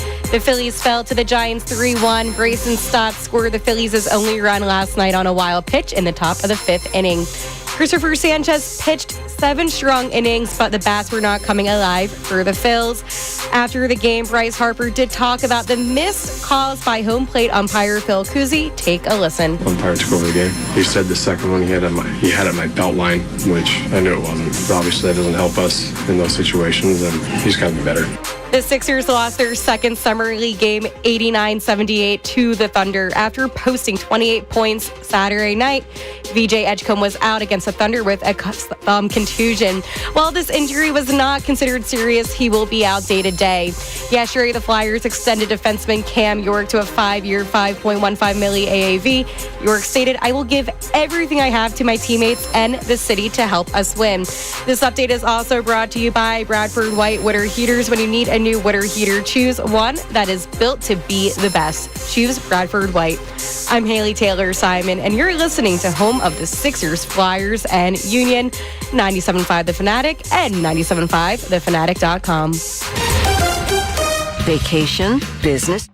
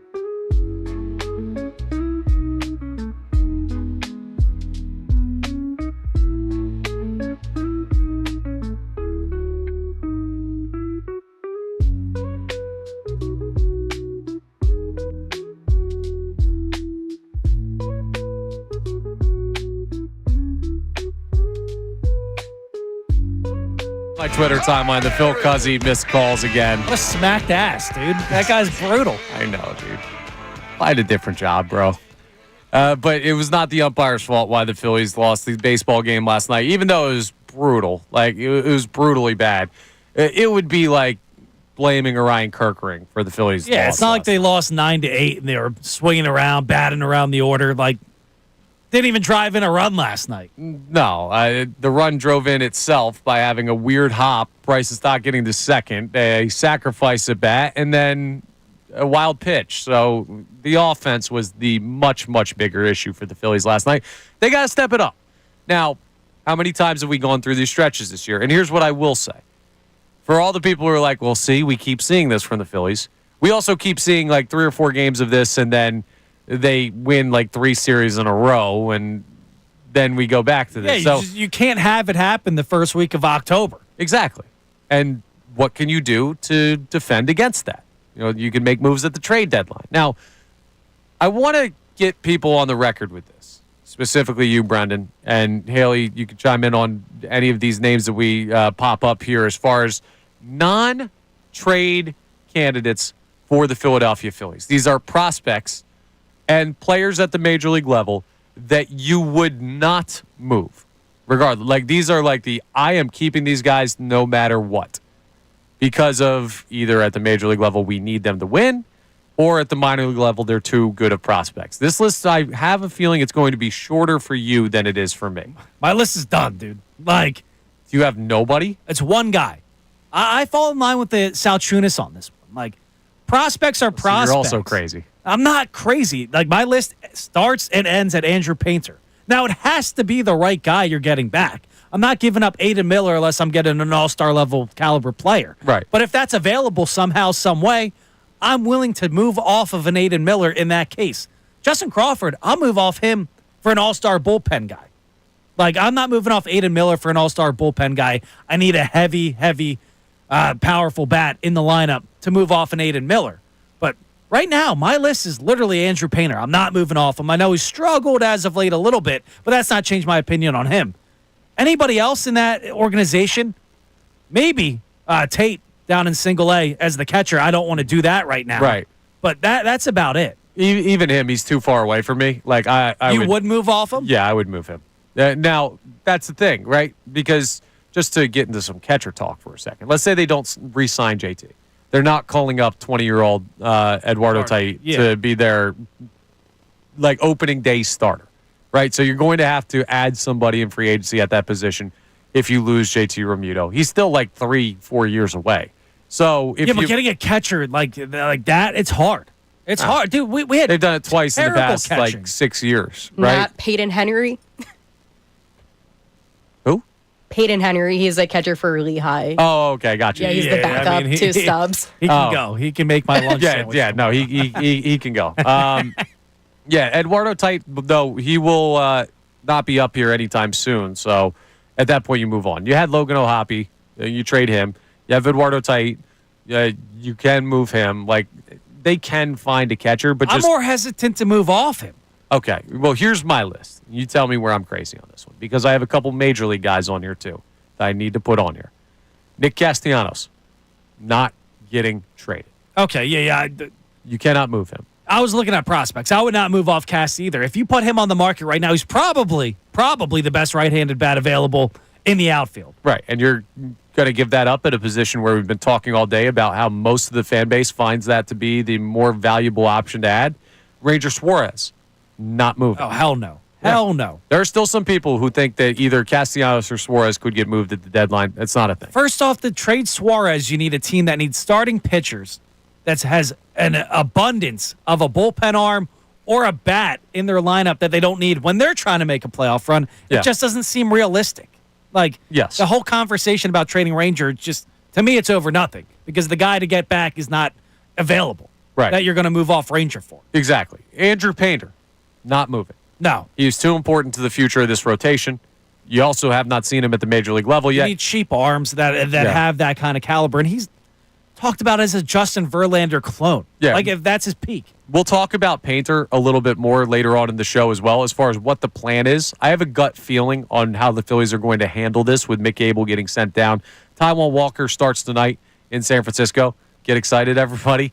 But I have an idea of what they're going to do, or at least what I think they should do with the Painter thing. We'll talk about that later. As you're listening to 97.5 The Fanatic, WPEN HD1 Burlington, Philadelphia, a Beasley Media Group station broadcasting live from the Comcast Business Studio, powering possibilities. I also have Justin Crawford on the not moving list? Not moving for Crawford, I need an explanation on that one. Like, he feels like the piece you can move outside of a guy you're probably going to get to in a minute in Abel, but you won't move off Justin Crawford? Do you think Justin Crawford could be a good Major League outfielder? Yes, like above good. Like, he could be great. Like, Okay. he could be. When was the last time that the Phillies called up an above good Major League outfielder? Probably like Marlon Byrd, dude. Like, from their own system, Yes. drafted, brought up in their own organization. Probably Marlon Even Byrd. that, you can go back to like Shane Victorino, who was a Rule 5 guy. Yeah. Yeah, but that's the thing. This organization cannot find outfielders. But you can pay outfielders whenever you want. They're the most great. readily available Okay, so who guys. are the outfielders they have paid? They traded for Austin Hayes, who this city didn't like. Even though I think he got a raw deal due to injury, he was not good enough. Max Kepler, clearly In not good enough. recent years, Whit but- Merrifield, clearly not good enough. You What do brought mean in Bryce recent years? Harper out from the outfield. Now he's playing first base. That's Okay, fine. I got you, but he's Nick not. Castellanos is great. You got not great, but he has been great at times, and you got him as a free agent in the outfield. They're more readily available. If you need a piece, if you need that bullpen arm or a power bat, and they're calling for Justin Crawford, you're telling me the deal's off. Okay, let's live at the end of this season, right? The Phillies lose in the divisional series. They go out. Their run is over. And you have Kyle Schwarber, JT Realmuto, and Ranger Suarez's contracts coming up. So you have to decide if you want to pay some of those guys. Yeah. And they're going to want to pay at least Schwarber and Ranger. Now, I don't know if they can, and we'll see what happens with JT. But they may want all of those guys back. So what? You're going to look into doing all that and then also find an impact outfielder, and they're going to spend all that money with the money they already have spent on Nola, Wheeler, Harper, Turner. At that point, you can move off of Castellanos with the 1 year left. Okay. The contract. And So you you can move off of Castellanos. You can restock something. So that's an outfielder down. Brandon Marsh and Yohan Ross have not showed me anything this year where they're long-term pieces of this team. But at what point do you put all the chips in? Well, that's the thing. Are you going all in on this season? I don't think people are ready to go all in, and I also don't want to overspend because this is a one-time shot, right? So the question is, are you putting your life savings on the roulette table and saying, hey, give me a spin, or are you saving some money so you're not totally broke when everything's all said and done? All right, say this is hypothetical because all we've heard so far is Mason Miller will never be available, and Justin Crawford's probably not getting you that. But say if they do, and it's Mason Miller who has another year, a couple of years, I believe, after this year on contract, then would you move off of Justin Crawford if that's what they're asking for? I mean, this is not a don't take the call thing, right? But this is an I'm not trading him thing. Now, you would have to, and that's not a realistic trade proposal for a Justin Crawford. So, yeah, there are guys that I would do it for. Like, if you called me right now and you were the Los Angeles Angels president of baseball operations and you said, hey, Trout for Justin Crawford. Yeah. Like, sure, absolutely. But with what the future of this outfield looks like, you have nothing if you don't have Justin Crawford. I see your argument. I do see your argument. But to me, I'm more all in on this team because you're built to win now. Who are you willing to move off of then? Well, the one guy that's questionable, I have Aiden Miller on this list, but you could convince me on Aiden Miller. Why, 'cause he's to blocked? move him. Yeah, he is a little blocked if things go well. I think Bohm has put together a nice season after a really terrible start. Trey Turner's going to be here. We'll see what goes on with Bryson Stott. Bryce Harper is going to be playing first base, it seems, for the foreseeable future due to injury stuff and also because that's where the Phillies moved him to. So unless Aiden Miller's going to play second base and you're going to move off Bryson Stott, you still have under team control, which I don't think they're going to do. They could improve at that position. He's not an immediate, we can move this guy to the major league level guy. That's why he's iffy for me. I'd still like to keep him. Yeah, 100%. But that's a guy where you could convince me as he's not a can't trade. But those other four guys, Nick Castellanos, Ranger Suarez, Justin Crawford, Andrew Painter, they're off the table for the That's trade so deadline. interesting to me that Justin Crawford's in that caliber of guys. Now, you make a fair argument that they haven't had an outfielder developed in their own system. And if you get rid of them, then what are you going to do there? I'm so tired of damn outfielders that either can't hit, can't field, or can't run. Or both, all three, the trifecta. Yes, I've watched enough of that. And you have one in your system who's close to the major league level who could finally be that guy where you say, okay, he plays center, we build an outfield around this guy, and we know that every day we got a dude out there that's going to hit high 290s or 300 and play great defense, and you just say, we're removing him for 1 year of a guy on a rental to try and win the World Series this year. So do you not believe this team right now, as currently constituted, is not worth going full out for a World Series? I do believe they are. But I don't think that this is like the teams that go full out. You haven't seen top prospects move in the past couple of years in the deadline. I just don't think those players will exist. Yeah. Right? Like if there was a situation where, and I keep using the name Shohei Ohtani, just because he is who he is. If there was a situation where he was on the block because he was still in Los Angeles, everybody's on the table. Painter, Miller, Crawford, Castellanos, Ranger. Anybody, yeah. Like there's just not, you got to think realistically about the level of player that you could acquire and is giving up your only outfield prospect that means anything right now in this organization worth that for a team that I don't know. Like Batista in Baltimore. Yeah. You wouldn't move off of Justin Crawford for that? No, because I don't think you have to. Like I think you could do two prospects that are in the like 10 to 12 range and be able to get that done, right? You don't see top prospects moved all that much anymore. And it's because the market is so much thinner. And because of that, you don't have as much that you're willing to give up because they're lesser players. So that's where I'm at on the Crawford thing. Now, people can call me crazy on this, and we'd love to hear from you at 610-632-0975. Who's on your non-trade list? Brendan had nobody until I brought up a couple names. Andrew Painter cannot move. Okay, but one Nick guy. Castellanos and Ranger. Yeah, I thought we were talking strictly prospects. I wanted to throw those in there just so people don't try and do this whole, well, we could get creative and move guys that we need at the major league level to, I don't know, shift around deck chairs on the Titanic. And no, I don't think the Phillies are the Titanic. I'm just saying it's an expression for a minimal move that does not make a difference given your situation. But who's on your non-trade list? You can let us know on the phone line, on the text line. Coming up next, we got today's headlines with HTS, Haley Taylor Simon. I'm Connor Thomas along with Brendan Gunn. We're back after this here on 97.5 The Fanatic. We want to hear from you. So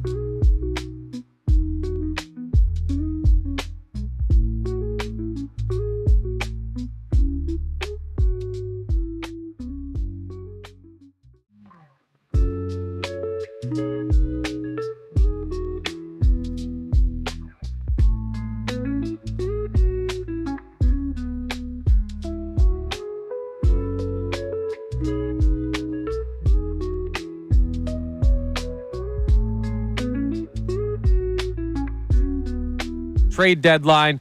We've been discussing the end of last night's game with some bad calls and the umpire really screwing the Phillies over, and the Phillies kind of taking it.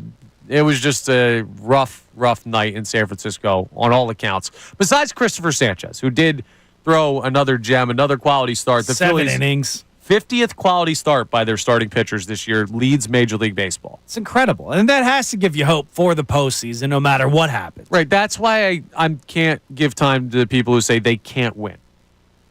Starting pitching. That's the most important thing. And they have the best starting pitching in baseball. So they have something, all right? Let's not cry poor. The Luzardo thing, does that scare you a little bit? And Yeah, the pitch of course. count for Ranger. Yeah, absolutely. Both of those things scare me.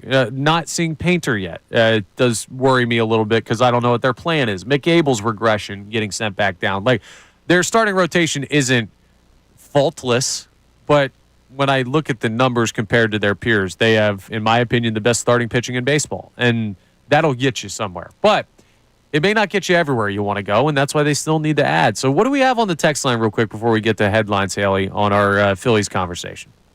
So on the text line, we do have John V, who says, I 100% agree with Connor's list of no trades. He lists the guys, Nick, Ranger, Painter, Crawford. He said, we need Crawford for the future. Our outfield is going to be awful when Cassie eventually moves on. Yeah, and that could be, here's the thing. Yeah, right? that's a fair point you made. The Nick Castellanos situation could lead to an offseason trade. Like, if things don't go well this year, I would probably expect Castellanos to be moved in the offseason. And you can recoup something. Yeah, heading into the final year of his deal. He, to me, is not a Kyle Schwarber or Ranger Suarez where it's like, I know he's on an expiring deal, but you can't move him. He's too valuable to the team. And that's no disrespect to Nick Castellanos. It's just, at that point, if you fell in the postseason for yet another season. Right. Something has to get shaken up. that's part of the conversation of, is this the last ride? So I get it. This is not me trying to run Cassie out of town. I've been fighting the good fight to tell people he is not getting traded, and it would be stupid for them to trade him this year at the deadline. But at some point, you do have to move on to the future. And we looked at the free agents that are available in the outfield. Not very good. For this coming One offseason. or two I would like. Seiya Suzuki is the headliner there for outfielders. Great player, having a great year for the Chicago Cubs. You'd have to get him away from Chicago, who are They have to pay contenders. Kyle Tucker. They do have to pay Kyle Tucker. So you may be able to do that. But then after that, it's guys like Mitch Haniger, Kevin Pillar, Whit Merrifield's still on that list. Like, did I say Jason Hayward? You did. Is that a name? He was like 37 or 38 years old. He can play for the Sixers. I don't know if I want him in my outfield. Yeah. So that's the thing. The cupboard is bare if you move on from Crawford, which is why he's on my no-trade list, which we were just talking about. All right. It is now time for today's headlines with Haley Taylor Simon. Today's headlines with Haley Taylor Simon. All right, guys. Today's headlines is brought to us by Lundy Law. For over 70 years, Lundy Law has been fighting for injured people. If you need them, remember the name Lundy Law, your injury lawyers. Visit LundyLaw.com. That's LundyLaw.com. So there was a 3-team trade, and the one and only Kevin Love was traded to Utah. However, he did take... Fits right in. Okay, well, he took to social media, and I want to get your thoughts on this. Nobody wants you around, period. Oh, look at it, fellas. You crying, boy? You crying, boy? Yes, that was a post that he made on his Instagram, and then he also made a tweet saying, I didn't think I was going to ever be involved in a math deal. Let me know your thoughts on players getting traded and then posting about it on social media. I don't really understand the post. Like, was he upset that he was moved? I mean, Kevin Love is not a player the teams are building around. No, I mean, at this point in his career, he is the money guy. He's got to make the math work, especially in the NBA when the cap has to match during trades. To be honest, I forgot Kevin Love was still even actively playing in the NBA right now. Yeah, me as well. Like, I'm a big K-Love guy. Like, Timberwolves Kevin Love, Cavs Kevin Love. Like, dude could hoop. Great outlet passer, and that's about all he's got left in his game right now. Before, like, Russell Westbrook brought it to the next level. Like, Kevin Love would go out there and get a triple-double on a lot of nights back in the day. But I don't mind guys posting about when they get traded. You should feel type of way, right? Like, whether it's excited to get out of a situation or what. I want to know what athletes are feeling. Like, let it be heard, because athletes complain all the time about media spinning stuff, and that does happen. You got a direct line right to the fans. Exactly. You got access with social media, so tell us how you're feeling. I got no beef with that. Yeah, I don't think anybody does want Kevin Love right now, though. Yeah. So, I mean, whatever movie quote that was from, I think it adds up. Which is why he's now in Utah. What He'll else probably do we be have? bought out. All right, so there's a new class at Temple University, and I'm just going to play this, and it's going to be self-explanatory. Seem like the whole city go against me. Every time I'm in the street, I hear yeah. All right, well, we don't need B-Gun singing, but what we do have at Temple will be Kendrick Lamar's class on Mad City. It's going to teach the morals of the song and his album. So I want to ask you guys, I know this is a little bit of a silly question, but hey, listen, it's Temple. B-Gun's a Temple alumni. We see classes with Taylor Swift songs, and now we have Kendrick. What's your thoughts on that? Do you think that's maybe a little bit too extreme? I like the class. I mean, a lot of people I knew were taking like badminton towards the end of college. Like, you need those classes that are going The cool, fun electives. Yeah, exactly. And maybe you'll learn something in that one more so than a badminton, a bowling. Like, there was a lot of silly classes I took at the end. I was a TA for Russian fairy tales. See, this is what people are paying for these days. You guys are taking badminton and Russian fairy tales. At least I took golf, so I could use it It later teaches on. you patience. It absolutely does. I did that, and I did personal training. There you go. Which was great. So I got my certification for that, and then I learned how to play golf. It was very effective. Teaches you some math doing golf. Yeah.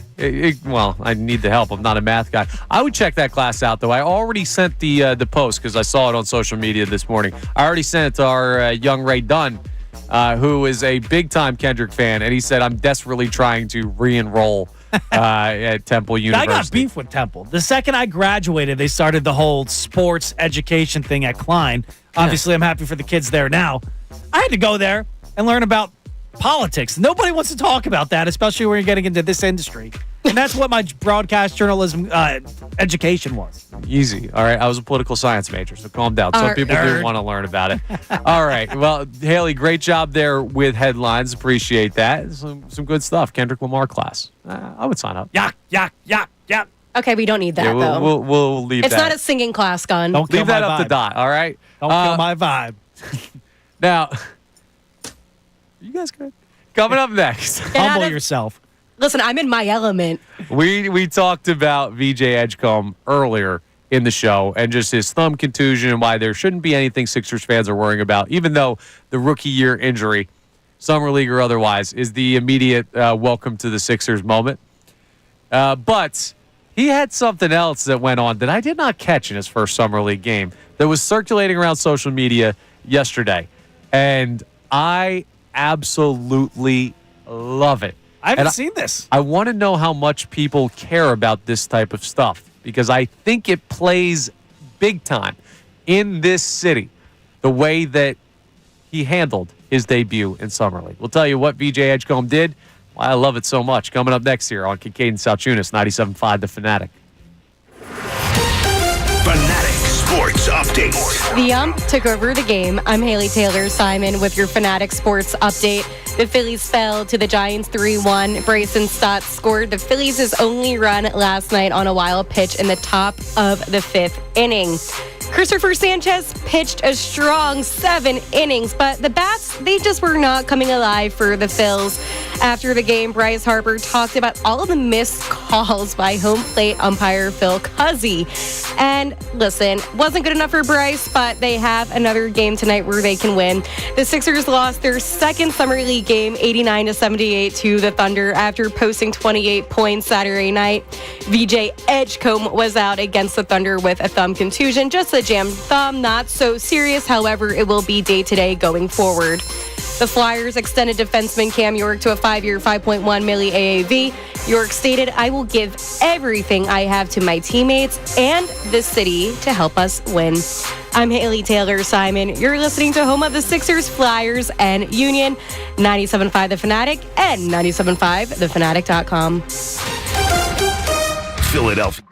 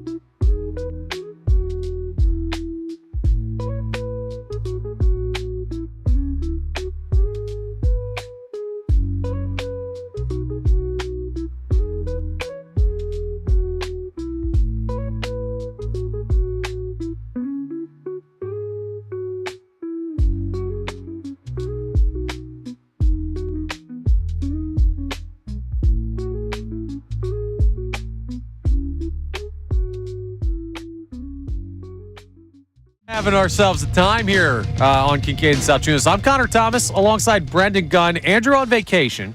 John out for the day. He's just resting his voice. If you heard yesterday, his voice went on in mid-show, so he's taking it easy. Yeah, hopefully he's getting well. Well. We'll see him tomorrow. Fingers crossed. Yeah, he says he feels fine. He's not like sick or anything. He just can't talk, and that's an important part of the job. And Haley Taylor Simon on the board, filling in for, I guess, you, who would be filling in for me. You. I don't know. My head's spinning. It's July 8th. Can you tell? The summer leads to all of these vacation days and travel and everything like that. So there's a lot of moving parts around here. This is when people take their time off before training camp kicks in. And that's only 15 days away for the Birds. So we did talk a little Eagles earlier. But VJ Edgecom has made waves with his Summer League debut. Did not play last night in the Sixers' second Summer League game due to a thumb contusion out of what the Sixers are calling an abundance of caution. They're just being very careful with him, as they should be. We already talked about that, but I'll say it one more time. Nothing to majorly worry about. Do not have the freak out of, injury prone, another guy, is he going to be available? He's going to be fine. Yeah, they're not cutting his thumb off. They're not going in and operating on it. I don't know. We'll be updated. We'll see. But no, he's going to be fine, at least from this injury. The Sixers' first-round pick curse does still clearly exist, though.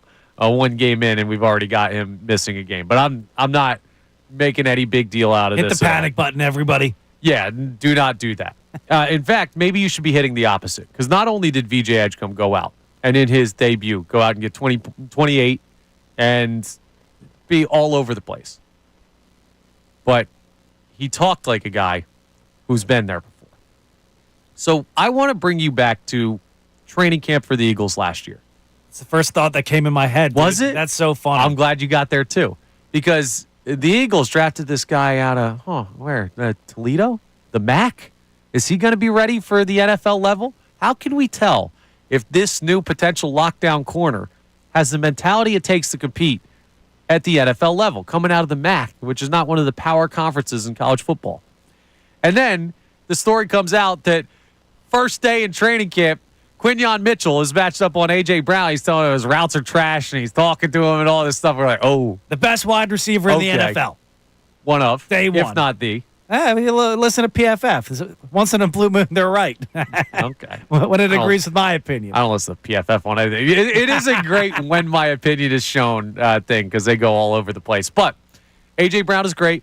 Quinyon Mitchell's a rookie coming in, and immediately he's not afraid to step up and talk to him. Now, it's not the exact same situation with VJ Edgecom, but if this Harkless guy is not A.J. Brown. Not even close. So Elijah Harkless, who plays for the Utah Jazz in the Summer League and tries to play for the Utah Jazz in the actual NBA. Tries his darndest. Last year, he played in 10 games in his rookie season. For how many whopping minutes?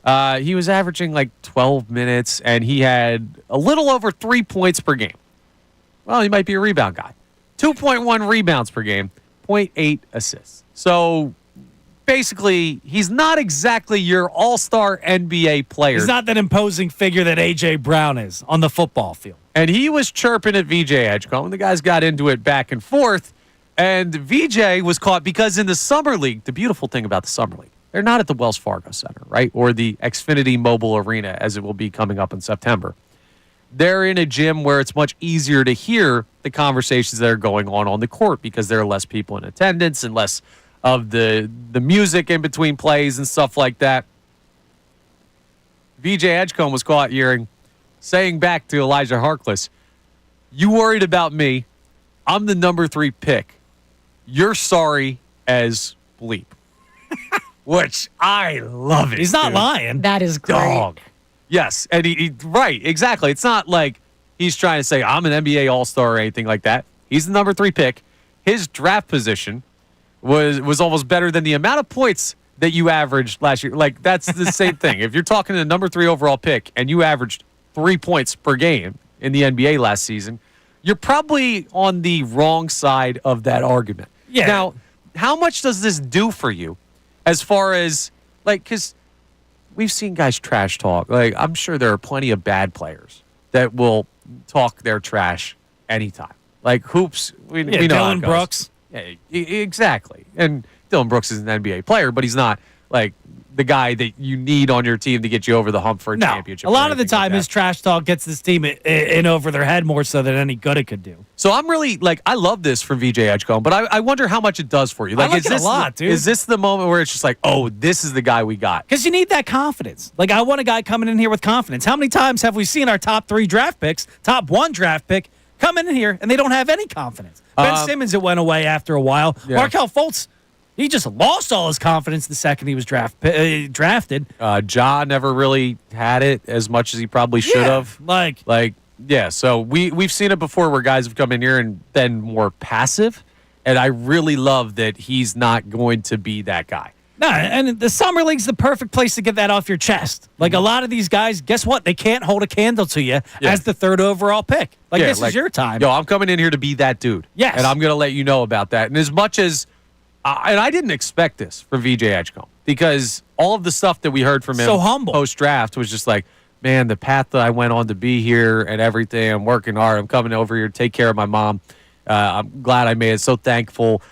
We talked to him on this show the Friday after he was drafted. Couldn't have been more gracious with his time. Seems like a really nice guy. And it's not that nice guys can't trash talk. You can be good and humble and everything off the court, but if somebody comes after you, I want somebody who's going to fight back. Yeah, no pun intended. I like to see this edge from him because it goes out there. It shows he has that dog in him as you have on the show sheet. He can go out there off the court. He can be a stand-up citizen and a guy you want your kids to look up to based on what we've seen so far. But then on the court, another kind of beast comes out of him, and he's ready to go. And not to mention, he backed it all up. Yeah, he just wasn't talking all that crap just to do it. He was out there putting up 28 points in that debut. And that's another thing that the Sixers have lacked at points. Like, I don't need them to have a Draymond Green who's going to be kicking people in the middle of a game and, tripping people and taking cheap shots. But you do need a guy or guys on the team that are going to have that. They're going to go at you. The Jimmy Butler type of mentality where it's just like, F you, I'm better than you. I know it. I'm going to tell you. I'm going to show it. And then I'm going to tell you again after. And ironically, one of the comps for VJ Edgecom coming out of the draft was a Jimmy Butler. So maybe he has that same kind of mentality on the court too, like how he thinks about the game, how he can yell at people and just know I'm better than you in this moment. Yeah, absolutely. And also, another thing that we need to talk about with VJ Edgecom, we need to get on the ground floor on this because there has been a nickname circulating on social media. It has not quite Connor gone wouldn't tell me during yet. the break. I would not tell you yet. But do you remember what VJ Edgecom talked about from his upbringing post-draft, about his situation? Like the generator. Yes. Is that the nickname? Yes, it is. I love it. They're calling VJ Edgecom the generator. I love that. And it couldn't be more perfect. So I don't know who initially came up with that nickname. I've seen it in a couple of tweets and replies, but it hasn't gone generator. mainstream yet. We're planting the flag right now. We're not taking credit for the nickname, but that's generational. According to this show. Are you guys on board with that? Can I claim that? I love that. The next gen. There's so many nicknames you can do with that, too. And all the Sixers' big-time nicknames, pretty much outside of a Dr. J in our lifetime, the answer, the process, and now the generator. Yes. I absolutely love it. So from henceforth, VJ Edgecom, we dub you the generator. And we're just going to have to make sure that John and Andrew are on board with And that not for because nothing. we're sticking with that Yeah, one. we need their approval. But the first time the people heard from him on the radio airwaves was right here on this show, Kincade Salciunas. That's right. So we have right to make the official claim of it. Yes. We're not claiming credit for coming up with it. No, that credit goes to whoever first said it. And excellent work. But I love a good nickname. I think great players have great nicknames. And VJ Edgecombe, the generator, it couldn't fit better. So maybe that matters to you or not. Maybe the trash talk matters to you or not. It does to us because we love the vibe is an important part, and the Sixers have not had good vibes. Who would have thought I'd be smiling about the Sixers today somehow, some way? I got you there. Then I remember what else happened yesterday. But You have to trust in Connor Thomas. Now, speaking of something that happened yesterday, you wanted to get in on this because you were filling in on the Mike Missanelli show with Mike and Amy Fadul was in. You were on the board. And there was something that came up about Trey Turner and how he is viewed here in the city of Philadelphia. I think it's an interesting conversation on our athletes that's similar to what we were just talking about with VJ Edgecom, just kind of the vibe you get from the guys and how the fan base reacts to that. And if it's always warranted. So you're going to have to explain this coming up next, what you got into on middays yesterday. And Haley and I will give you our thoughts on where you stand on it. We'll talk about that coming up next. You can also jump in on our Phillies conversation, reaction to last night. Should Rob Thompson have gotten run? I think he should have. And that was one of the few times this year where I was with the fan base on the anger of the manager not showing enough emotion. Somebody needed to get run last night with the way that they were treated by that umpire, and they were not. And that does bother me. Does it bother you? We'll talk about all of this coming up as Kincade Salciunas continues here on 97.5 The Fanatic. Do you feel unfulfilled? Do your afternoons feel like Groundhog Day?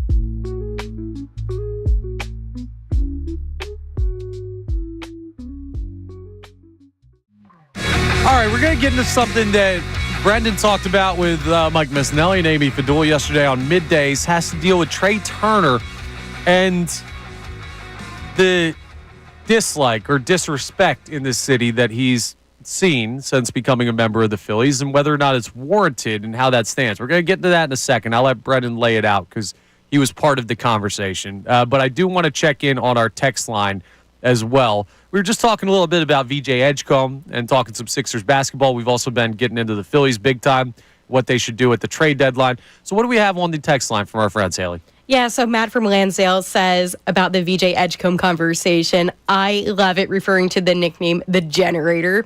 He said he sounds like he's got it in this city and that Philadelphia is going to truly love him. Yeah, I think we should. And that should give you a little bit of hope, right? And you need something to bring the power back right now because the lights are out. The lights are out in that building right now. Works a lot of ways. Bring the energy. Like that nickname could not be better. Now, here's the thing with the Sixers, right? Maxey's not going anywhere anytime soon. Jared McCain just played his first season or part of his first season, so he's going to be here a while. VJ Edgecombe has not yet played his first regular game for the Sixers. You look at just those three guys, and I'm going to leave Quentin Grimes out of it for right now, only because the Sixers have not signed him again yet, but the expectation is they will. Yeah, the leverage is in their favor right now. Right, and Daryl Morey has mentioned him when talking about this year's team. So it sounds like that's basically a done deal. But even just look at those three guys. So Maxey has already been an all-star once at the age of 24. I believe highly in his ability to continue to grow in this league. I think could be a player on a championship-level team. Do you have anything against that?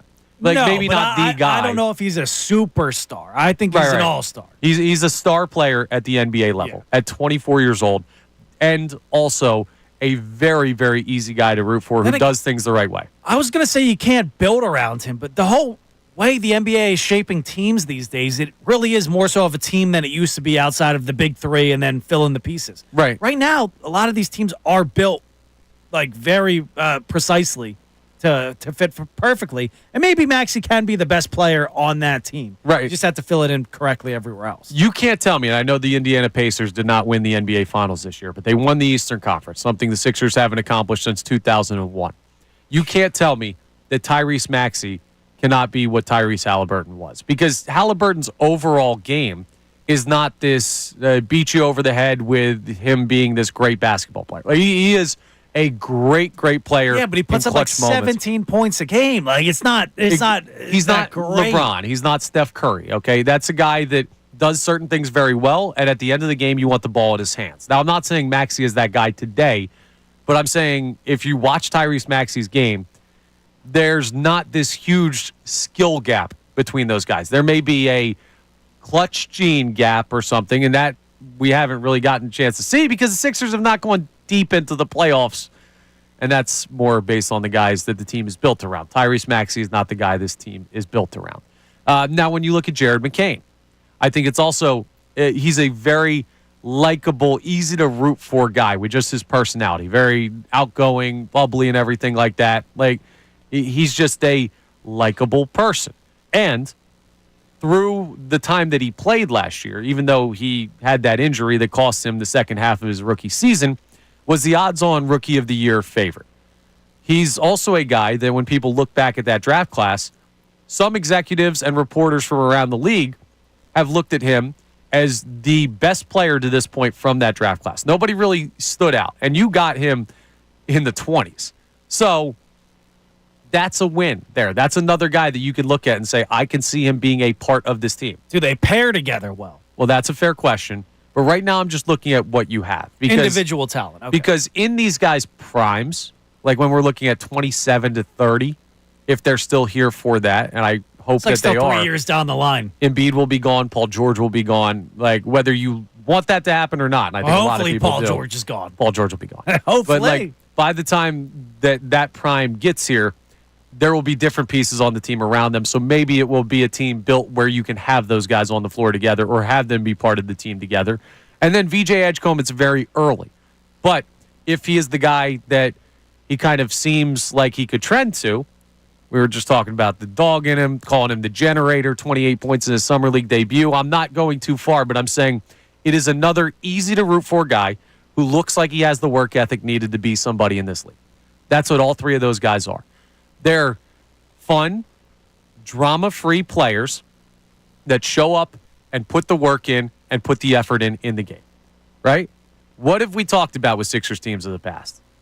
All this off-the-court drama, sometimes availability questions, things of that nature, not putting the work in the way that they should, and a lot of that hinges around Joel Embiid, but don't forget that also hinged around Ben Simmons, and it's fit with some of the star players they've tried to put in with Joel Embiid. Yeah, I mean, they're good building blocks, but we have to skip 3 years ahead just to get to that point in the conversation. Like, that's not the conversation we should be having right now. I understand.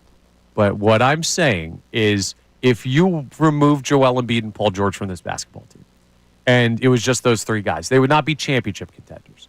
But they would be a team that if they were rebuilding, and those are your three pieces that you've gotten through the first couple years of a rebuild, you would like what you have. You would say, yeah, we can do something with this. The Sixers have young players under team control that they can do something with, that are easy to root for and are going to put in the work. Yeah, but you're going to have to pay them. Like, you don't get to reap the benefits of those guys being young. Well, depending what they do the rest of this offseason, if there is still some miracle Paul George trade out there somewhere, or what they do next offseason or at the trade deadline even this year, depending on how the season go. If they get out Maxi's already paid. Right. If they get out from under those contracts at some point before those contracts are up, and those contracts I'm talking about are Paul George and Joel Embiid, I think you have pieces here where it's not just going to be, oh, we're going to go into this 5-year stretch of losing. Yeah, it just seems like right now you got the pieces to separate puzzles. Exactly. And that's what's tough about putting it together. It's a great way to put it. Now, tell me about this Trey Turner conversation. Yeah, so yesterday on midday, I was filling in for Ray Dunn, who's back today, and it was Mikey Miss, of course, and Amy Fadul sitting in the 2-seat yesterday. And we got into a conversation about the All-Star snubs, and it was obviously Ranger Suarez, Christopher Sanchez, and Trey Turner. And a lot of the outrage we were hearing was over the pitchers, Ranger Suarez and Christopher Sanchez, even though Trey Turner's probably the biggest snub, in my opinion. Maybe you can make it. Going into last night, he was leading the National League in hits, not by a small margin, by 9 hits. Yes, dude. And then shortstops, just in the National League alone, he's first in pretty much damn near every statistical category. Or up there in a lot of them, yeah. But the outrage that you hear about Trey Turner, most of the things I've seen on social media are from other media members saying how good he's been. You haven't heard it from the fan base, and it got us into a conversation. Is Trey Turner one of the better, great athletes in the city that is just outright either disliked or thought of as meh by the fan base, even though he's been good to great pretty much the entirety of his time he's been here? Now, that's for no not other fair. reason. For no other reason.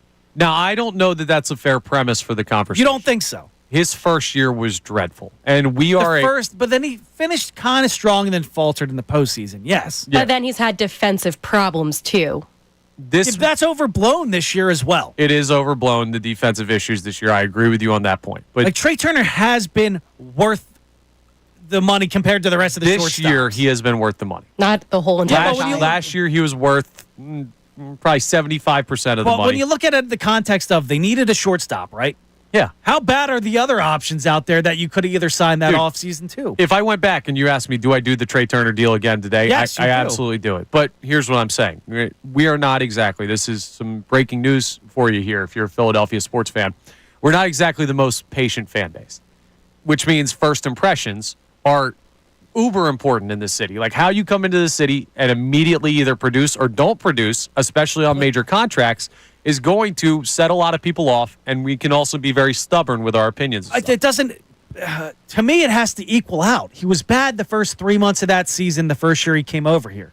He had a good August, and then he didn't do anything in the postseason. Yes, he had a bad year. He's been the best offensive shortstop in the National League. Right. But it's also the contract that I think that the fan base looks at. Whenever you hear people making arguments about Trey Turner, they bring up the $300 million for 11 years. Yeah, and that's fair, but right now he's living up to that contract this year. And he should get credit for that in the moment. But what I'm saying is in this city, if you come in on that type of contract and you have a first year that was abysmal to the point where he had no idea what in the world was going on at the plate. People wash their hands of the situation. Yes. Like, to me, that's, and I love you, Philly fans, I'm one of you. That's stupid. Like, at some point, you have to get over it. He sucked for a year. Okay. Right, but we can't go with the undeserved or unfounded because that year was a really, really bad The majority of his time he's been here, it's been better than not. I agree with you. So to me, it is like he's never said anything wrong. Like No. McNabb was a name that came up in the conversation. He made an ass out of himself time and time again. Trey Turner hasn't done that. The only other guy I can think of that got this much scrutiny for playing well the majority of the time, Ryan Howard. Yeah, Ryan got ripped a lot. I think people who are a little bit older will go back to Mike Schmidt, and that will be a prime example of that with the Phillies. I just understand where the angst comes from with Trey Turner with this fan base. I'll first fight it. impression thing, but it's ignorance in my mind. First impressions matter, man. They say that in life, and it definitely matters here in this city with our sports teams. Now, what will the first impression be for one of the important Eagles rookies? Their second-round selection, Drew Makuba. Well, you found an article, Brendan, that has him ranked as one of the top rookies to keep an eye on. We'll lay that out for you coming up next, and maybe our guy Andrew DeCecco knows a thing or two because Andrew DeCecco has been on this Makuba story for a while. We'll see if there are people out there in the national media that agree. Coming up next year on Kincade Salciunas, 97.5 The Fanatic. Fanatic Sports Update. The Umpire took over the game. I'm Haley Taylor Simon with your Fanatic Sports Update. This update is brought to you by Mattress Firm. Mattress Firm's 4th of July sale is your chance to reclaim your restless nights and upgrade to a premium mattress. Get matched, sleep at night. The Phillies fell to the Giants 3-1 as Bryson Stott was the only Philly to score a run last night off of a wild pitch in the top of the 5th inning. While Christopher Sanchez did pitch 7 strong innings, the bats for the Phils, well, they just didn't come alive. After the game, Bryce Harper did talk about the missed calls by home plate umpire Phil Cuzzy. The Sixers lost their second summer league game 89-78 to the Thunder after posting 28 points Saturday night. VJ Edgecom was out against the Thunder due to a thumb contusion. Injury, however, is not serious, and he will just be day-to-day. Yesterday, the Flyers extended defenseman Cam York to a 5-year, $5.1 million AAV. York stated, "I will give everything I have to my teammates and to the city to help us win." This update's also brought to you by Groundworks, your expert for basement, waterproofing, and foundation repair since 1997. Book your free inspection at groundworks.com. I'm Haley Taylor Simon, and you're listening to home of the Sixers, Flyers, and Union, 97.5 The Fanatic and 97.5thefanatic.com.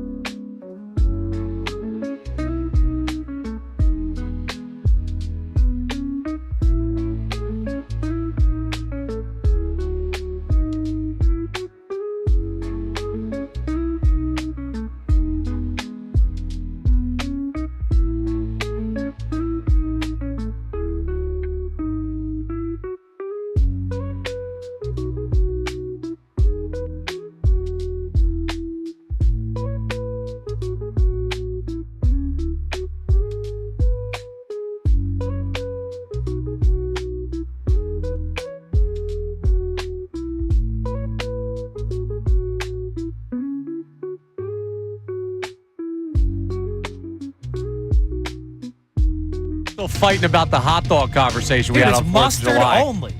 Mustard. Like, What? You're a child, Mustard dude. sucks. Ketchup on a hot dog is for a That's what 5-year-old. ketchup is made for. You eat Hot dogs and mustard? French fries. Yeah. So see, does every No. other person in the right mind. Mustard's Ridiculous. disgusting. I'm Connor Thomas in for Just wrong. Andrew Salciunas, Brendan Gunn, who likes mustard, in for John Kincade, Haley Taylor Simon on the board. John should be back in tomorrow, just nursing his voice went on him yesterday. Andrew on vacation for the rest of the week. Tomorrow, we will also have Andrew DeCecco in studio from 8 a.m. to 10 a.m. So get 2 hours of DeCecco to talk about training camp a little bit. So that'll be fun to check in with him. Adam Schefter moving to Thursday, by the way. A lot of moving parts this time of year when it comes to vacations and travel schedule and all of that. But the two guys I just mentioned there, DeCecco, Schefter, football guys. And we're going to get more and more into football talk as the days progress through this week, as training camp draws even closer. We are 15 days away, just a little over 2 weeks. It'll be 2 weeks tomorrow from when the Eagles will report to training camp to truly start their preparation for their title defense season. And with that comes an increase of NFL news. And right now it's still these lists and hypotheticals and projections and everything that we're getting, but there are some interesting ones out there. Mainly they've been rank your quarterbacks, rank these teams, rank running backs, which we talked about earlier, but not so much the rankings. Yeah, we're in that part of the calendar. Yes, but you saw something interesting on rookies, and rookies that could be more impactful than Travis Hunter. Yes, who should be one of the most exciting rookies in a handful of years, right? We're talking about a guy that can play both sides of the ball. Yes. Well, I'm itching for my football fix, and I'm just trying to scour the internet for what we got going on right now. And I come across this article on Bleacher Report, and they did an article about 6 potential rookies that have the talent to go out there and be more impactful and more exciting in their rookie seasons than a Travis Hunter with the Jaguars. Now, the answer to that is probably none. Probably none. But the potential in and of itself, it gets you excited. So I'm going down the list. Number 1, it was obviously Cam Ward, the first overall pick. Obviously, quarterback, you can't argue with that. Number 2, Abdul Carter. Giants, guy came out of Penn State, one of the best edge rushers in he's a recent monster. years. You keep going, Ashton Genty. The guy's going to be dominant. Ashton Genty. No, I said cool. Yeah. Oh, Like, yeah, I'm yeah. good I with thought that. you said yes, who. I know as and then Ashton Genty. so he's going to go out there and be a monster. You keep going. Donovan Ezeraku, edge rusher from Boston College. Yep. Trey Harris, wide receiver for the Chargers. But then the last name on the list, and I was surprised. 6 rookies, better than Travis Hunter, or the potential to be more exciting than Travis Hunter. Drew Makuba, Eagles rookie safety out of Texas and Clemson before that. Mm-hmm. And the way they break it down, it sounds like this kid could have a hell of a season. He's a ball hawk. He goes out there, he plays well with the ball in front of him. Had 5 interceptions last year, led the SEC, best football college football conference there is. And it got me thinking, like, this position, who he's filling in for, the guy has the same exact measurables as C.J. Gardner-Johnson. The 2 years he was here, dude, he led the team in interceptions, C.J. Gardner-Johnson, that is, and your team ended up in the Super Bowl. Now you're asking Drew Makuba to go out there and fill in for his shoes. And not to mention, Reed Blankenship played better the 2 years that Gardner-Johnson was here than when he wasn't. And I think this position where Drew Makuba is right now projected to slot in as the starter, obviously camp battle going on with Sidney Brown. But Drew Makuba, if he goes out there and is exciting as they're making him out to be in this Bleacher Report article, you could be looking at a great rookie season. But more importantly than that, I think he is you're not paying as much attention to the safety position as you should due to some other holes on this defense right now. And I don't want to say holes, more so question marks. Right. But Keely Ringo on the outside, who's going to fill in for Milton Williams on the defensive line. People are forgetting about the safety position. And like I just laid out, you had good safety play. 2 of the last 3 years ended up in the Super Bowl. Didn't? We know what happened. Yeah, now it's very important that we set proper expectations. We had this conversation with VJ Edgecom yesterday, or about VJ Edgecom. He didn't call in for us to talk about him. About he's the number 3 overall pick, but what exactly is the proper way to look at it on this team that he's going to be on? We do have to set that for Drew Makuba as you're listening to 97.5 The Fanatic, WPN HD1 Burlington, Philadelphia, a Beasley Media Group station, broadcasting live from the Comcast Business Studio, powering possibilities. He could be a Chauncey Gardner-Johnson type of player. Yeah, same exact measurables, but does he have the wherewithal as a rookie compared to a vet? Not even that. Like, maybe he does. Like, maybe he can be that guy. But let's remember the reaction from Eagles fans, people on these airwaves as well, when Chauncey Gardner-Johnson was traded to the Houston Texans. There was borderline outrage with that move that the Eagles made. Now, to me, it made sense because of the potential contract dispute that could have happened, the personality of the player. Already clashing. Yeah, do you want that in the locker room? Like, if... There's a reason the guy's on his 5th team in 5 years, right. pretty much. Like, if Jordan Mailata was upset with contract situation, okay, you deal with that or something. You have that conversation, but I still expect him to go in the locker room and take care of his work and be a great teammate and not be vocal to the point where it becomes a distraction. Chauncey Gardner-Johnson could have been vocal when it came to the point of distraction, so I understand why the Eagles avoided that situation. But the quality of player and how much we liked that personality in this city, too, right? Like, he was a fan favorite type of player. Yeah, BTA, like, he's the guy who got that going. Yeah. He's the type of player that Philly can fall in love with. So if we set the bar, Drew Makuba needs to be a Chauncey Gardner-Johnson clone. It's not fair. Exactly. And I don't want that to happen. Let me pose this to you. You look around, and both years he was here, CJ led the team in interceptions. Yes. Now, Makuba doesn't have to go out there and do everything that CJ did. But I think there's a world where he can go out there and lead this team in interceptions. Q doesn't get the ball thrown at him enough. Yeah. You don't know the other opposite cornerback right now. And are they going to turn the ball over? I don't know. Cooper DeJean in the slot. He didn't get an interception until the biggest game of the year. Mm-hmm. Reed Blankenship, he could be that guy. Yeah, he does get a lot of picks. The other thing with Q and with Chauncey Gardner-Johnson being gone, this is not an actual thing. There is no issue between the two of them in the locker room. I'm not saying that. This is tongue-in-cheek, so don't take this too seriously.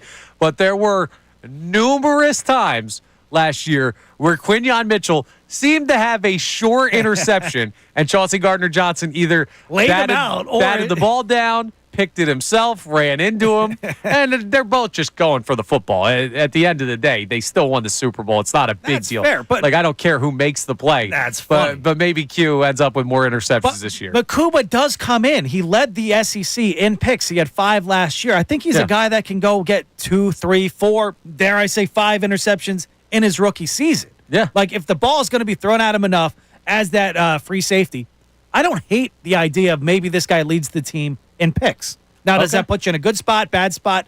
It's all, you can't ever tell with that. But. Yeah, I don't know. I don't want to bank on him being the team leader in interceptions because you have a couple of really good defensive backs in Quinyon Mitchell and Cooper DeJean. Reed Blankenship does have a nose for the football, and I'm not going to make him out to be the best safety in the NFL, but I am going to say that in his role, he does enough for this defense to get the job done. But Drew Makuba is a guy that Andrew DeCecco, who's going to be joining us tomorrow, has said for what feels like a month now. Before the draft, too, he was on him, just like a Jalix Hunt last year. Says he thinks he's going to start at that safety spot. I'll tell you what, I feel more comfortable with what I'm hearing about Drew Makuba, him being out there alongside Reed Blankenship than Sidney Brown. And I like Sidney Brown.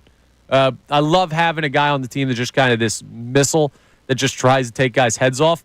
But I like that more in maybe a secondary role than when you need it, than a starter on this defense, especially in Vic Fangio's system where the safety is so important. So maybe the kid's ready.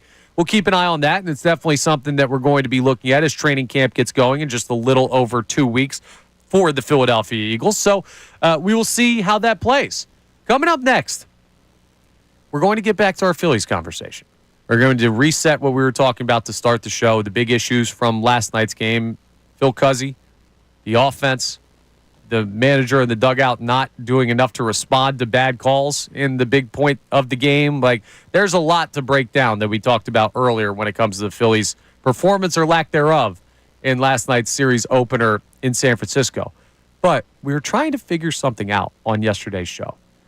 The Phillies have not won a series in San Francisco since 2013.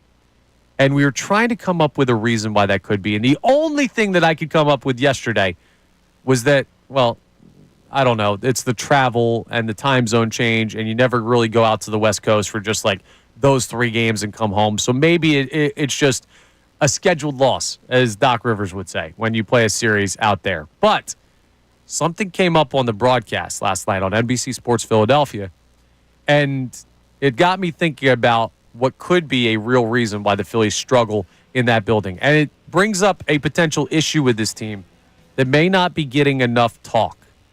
I'll tell you what that is coming up next as we continue Kincade Salciunas here, 97.5 The Fanatic. The summer's here, and you know what that...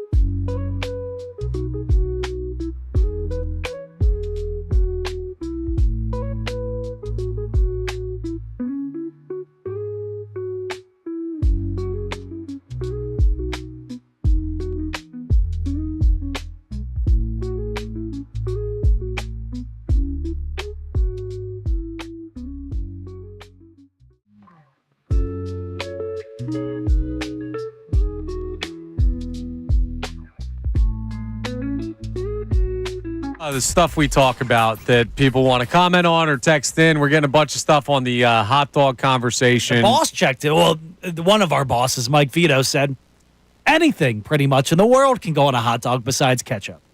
No. Ketchup is good on a hot dog. Everybody needs to calm down. No. Like, come on, man.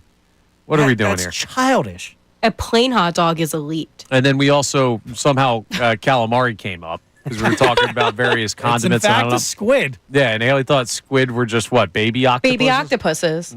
Or octopi. Different animal. Squid and octopus. Similar. Baby what? We'll move back to sports. Clearly, our forte is not animal stuff. I don't even know what they call Aquatic science. Sure. Marine biology. Yeah. Yeah. We need George Costanza Save in the here for reef. that one. Thanks, Cutter. All right, so let's reset what we were talking about with our Phillies topics because that was the main conversation we started the show with today. So last night, if you did not stay up for the entirety of that game out in San Francisco, no worries. I don't sleep anyway, so I stayed up for it. So I'll tell you basically what happened. The Phillies offense, if you fell asleep, you basically saw all you needed to see. They mustered up one run, and they went 0 for with runners in scoring position for the third straight game. They're 0 for their last 24 with runners in scoring position.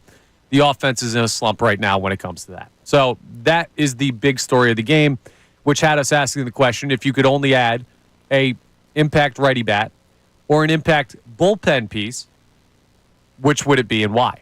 And you can join that conversation, 610-632-0975. You can call in, you can text in.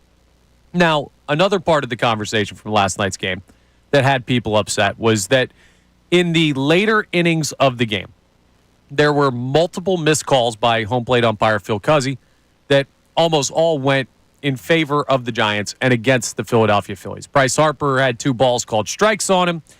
Orion Kirkering, when he came in to relieve Christopher Sanchez in the 8th inning, had 3 straight pitches that were from the idea of the strike zone that you see on the boxes. That last low one in the left-hand corner, it caught the zone.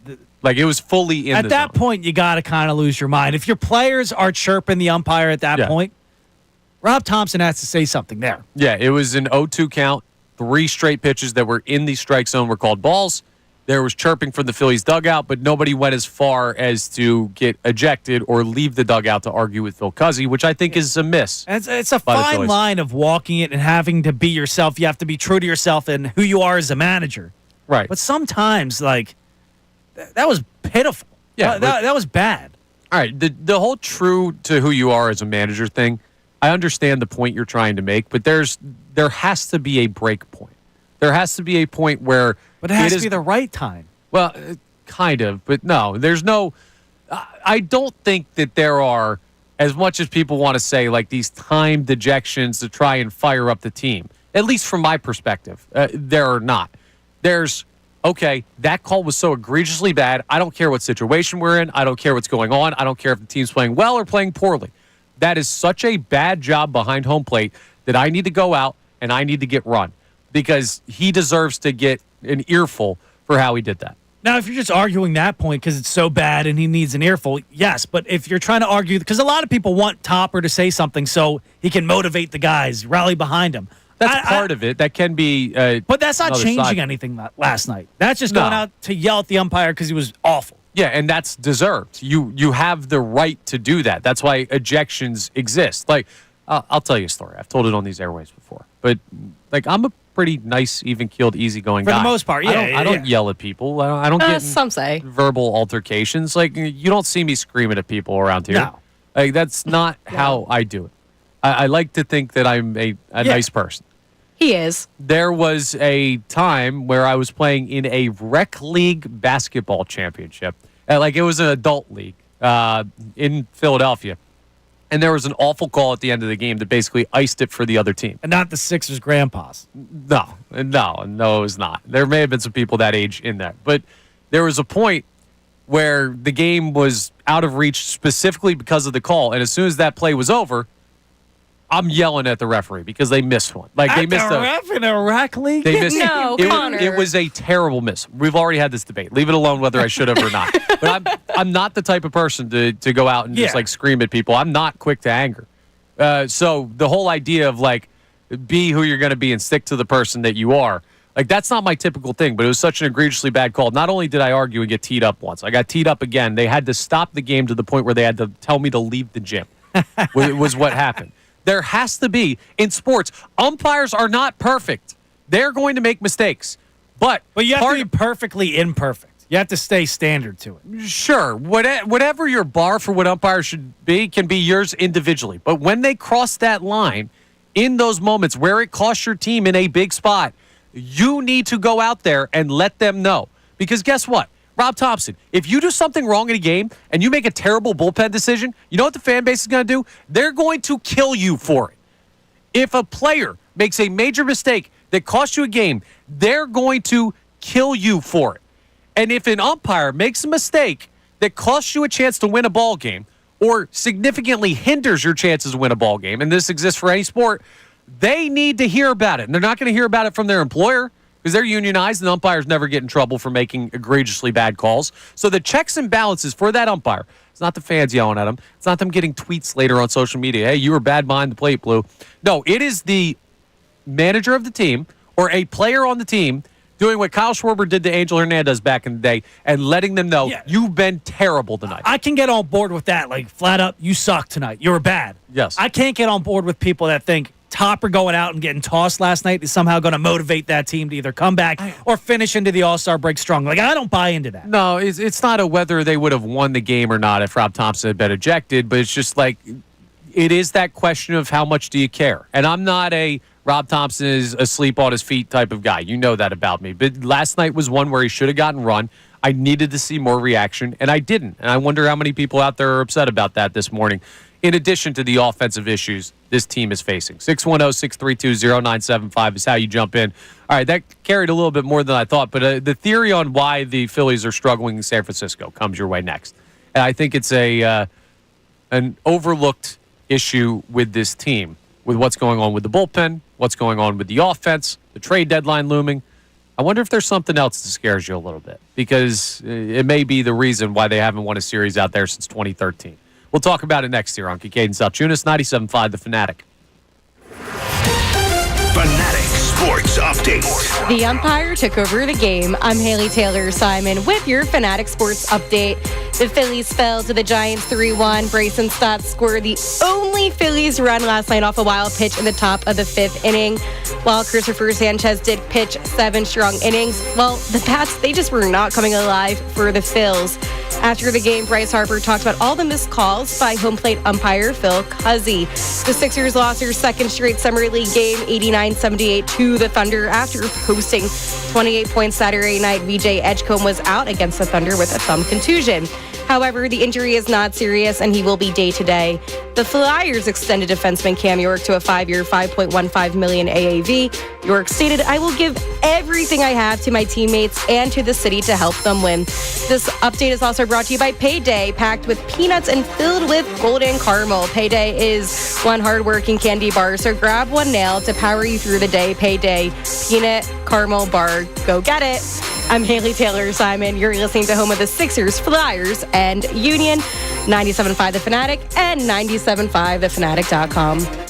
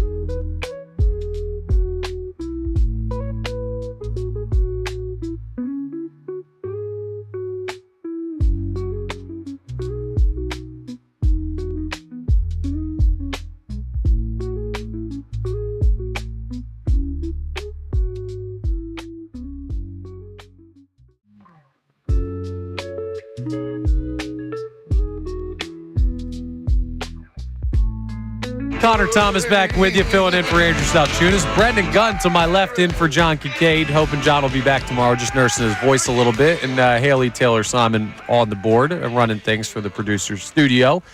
And that Phillies conversation we were just getting into, we were just talking about it a little bit more in the break. Like, I don't think that Rob Thompson getting ejected there is the difference in the Phillies winning or losing that ball game. And I don't know if it motivates the team going forward. It was just in the example that I used in the talking, because we talked about VJ Edgecom earlier in the show as trash talking back and forth with Elijah Harkless. It's just like, if you're out and you're playing anything, but like the first thing I think about is like hoops. Hoops is like the number one trash talk sport to me. But you're out there and some dude's just talking to you the whole time. Like, you're trash, you're terrible, this, that, and the other thing, and you're not saying a word. At some point, if they continue to escalate that conversation, you got to say something. Yeah, you got to bang a three and let him hear it. You don't even have to, like, it doesn't even have to be. I mean, you can't say something without backing it up in basketball. But my issue is the fairy tale that people live in, where Rob Thompson goes out there, gets tossed, it motivates the team, it catches fire, they go into the All-Star break winning 6 in a row. Yeah. Like, that's not happening. Right, which is why I don't jump into that Based conversation. on that, now it could happen, all but that not often. because of Rob Thompson. Yeah, the whole idea of, like, he's got to motivate the team. But there is something about defending your guys. There is something about showing that emotion that I don't think is as readily necessary as people ask Rob Thompson to do it. But in that instance, I need it. At the same time, you talk about defending your guys. Bryce Harper got nailed by Strider, and he said it was on accident, and he didn't want retaliation. Like, maybe the team, he has a better feel of that clubhouse. That's than why I we do. was not in favor of them, like, smoking somebody after Strider hit Harper, because it wasn't intentional, and it's not the way baseball works anymore. For all the crying we do about how they've gone from World Series, NLCS, like they bow out around earlier in the postseason. In the regular season, they've been getting better and better and better. So maybe he does have a better feel on how to manage the guys throughout 162. Yeah, but this isn't about managing the guys. It has nothing to do with the players in the dugout, right? A little bit is defending them, but some of it is just, are you going to sit there and watch this umpire screw your team over and just take it? Like that's where I'm in the same boat as you. And like, this guy I just don't like sucked that in that situation. It was egregiously bad to the point where he should have gone out there. Now, the Phillies lost the game because the offense was not great. Now, I saw somebody on the YouTube bringing up, like, Trey Turner's defense, and are you guys going to crush him for that?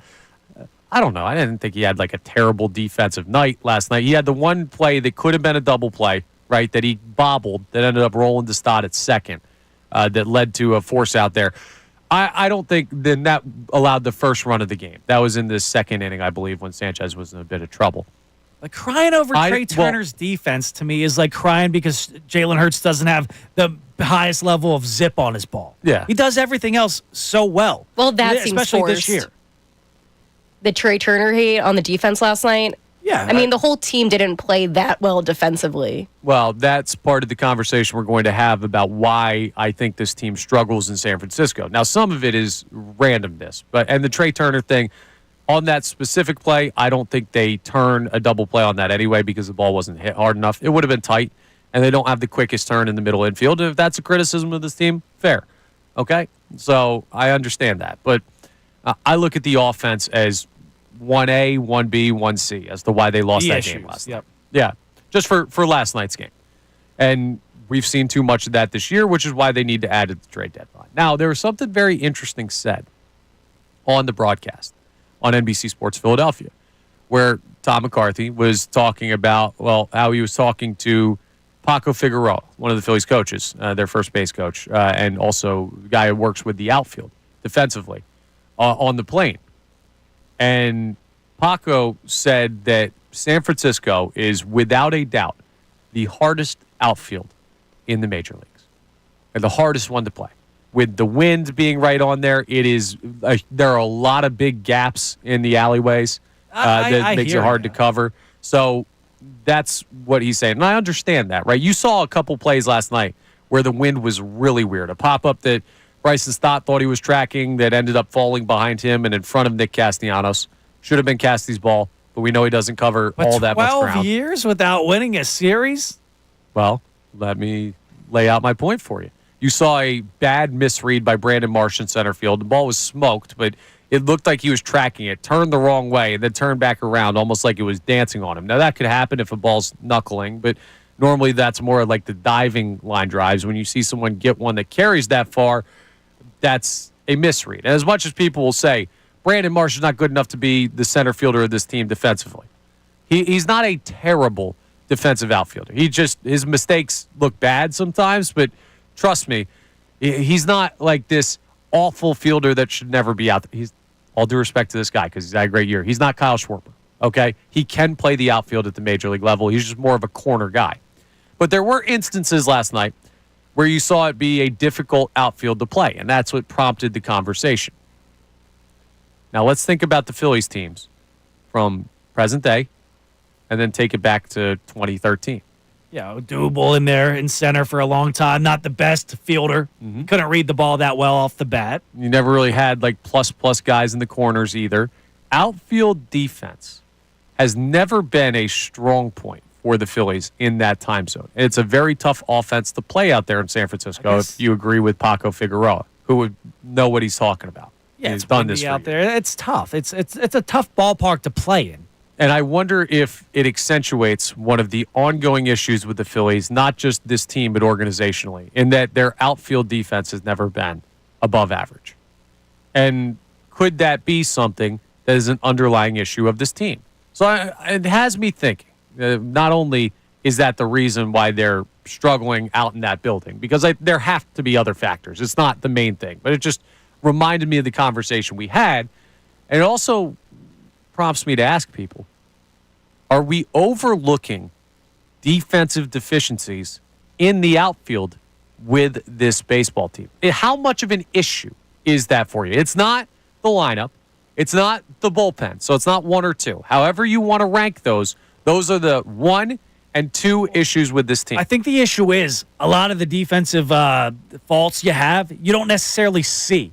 Because Nick Castellanos, when he gets to the ball, he makes the play. Right. But the metrics are not good at all. In fact, they're terrible. Yeah. So you don't see the errors, quote unquote. You barely see errors anymore in Major League Baseball to begin with because they roll everything a hit. But it's not outright in-your-face bad defense because you don't see it. It's kind of hidden sometimes. Yeah, I get that, but like Brandon Marsh's mistakes are not hidden. No, they're mean, bad. Johan Rojas has been solid out there, but he's not played. He's not played to the level of the elite defender you expect him to be. He's been a above average major league defensive outfielder, but he's supposed to be this potential gold glove, platinum glove guy if he played enough. Yeah, and then Kepler last week with the mishap. Kepler's not been bad, but he's another guy that the range isn't incredible out there in left field for Max Kepler. He makes the plays, and he hasn't had any major mistakes. Of course, the one major mistake he had was in the game where he was playing in right because Nick Castellanos was sat for the comments on defensive replacement. So bad time to make your first issue play of the year. Yeah, like the only outright in-your-face mistakes, quote-unquote, you see are in center when either Marsh or Rojas misplay a ball, first step up, whatever have you. You don't see it in right field because he gets everything. When he gets to everything, he makes the play. Right. But he doesn't get to a lot. Yeah, but making the plays that are hit right at you should be the baseline level of a major league outfielder. I wonder how much people think about the outfield defense of this team. Is it on your radar as a problem, or is that something that's so far down the list that you don't even think about it? 610-632-0975. I understand we also have a text on this situation with the umpire. What do we have on our text line there, Haley? Yeah, so this is Sean from Cinnaminson, and he said, I've never seen an ump miss 3 straight pitches. If there's ever a time to get ejected, it is for that. He called so many bad ones, and Sean does think that it did change the game, but he said that Thompson should have gone out there. Oh, it absolutely changed the game. Now, I wasn't arguing it didn't change the game. The The umpire outcome changed the game. of the game. Topper getting that's what I'm tossed saying. Yeah. would not have changed the outcome. The umpire, in fact, did change the outcome because it was terrible. Yeah, that's what I'm saying. Like the umpire bad calls. Phil Cuzzy changed the course of that game. Yeah, I wasn't arguing the contrary. There. Now, would the Phillies have won anyway? I don't know, man. They could have played till 4 a.m. and been still playing when we got into the studio this morning. Salciunas, the pre-game show, post-game show. And they might still have only scored 1 run with the way they were putting together at bats last night. So I'm not going to say like it cost them the game. But it impacted the game. It definitely impacted, and that's not the role of the umpire. And if that happens, where your team is getting screwed over, you got to go get that guy. You do. You got to go out of the dugout. I need you face to face with him, telling him, "You're screwing us over. You're missing calls. This is unacceptable." Yeah, but so apply it to this business, right? This industry. Yeah. You get social media chirpers all the time. What if one day John just went psycho on the air and cursed him out because he had enough, and it was rightfully so? You'd be sitting back there like, what the hell is going on? That's different, though. That's totally different. Totally different. Why is that different? Because people on Twitter are not doing a professional job to comment on what you do. fair. Okay. It doesn't impact the job. Now, if there was, like, let's say there's a media company that comments on what, like, we do in radio, something like that. Like, let's say our friends over at Crossing Broad, for example. Like, if they wrote an article that was Connor Thomas thinks it's Sports Talk Radio. Like, they write that one time. All right, hey, you guys are entitled to your opinion. I'll read it and see what they say in that and whatever, but I'm not, like, quote tweeting and say, screw these guys, right? Whatever. They make that commentary. But then let's say they do it again. I think their claims are baseless. And then they do it again. Their claims are baseless. At some point, I'm going to have to stand up for myself.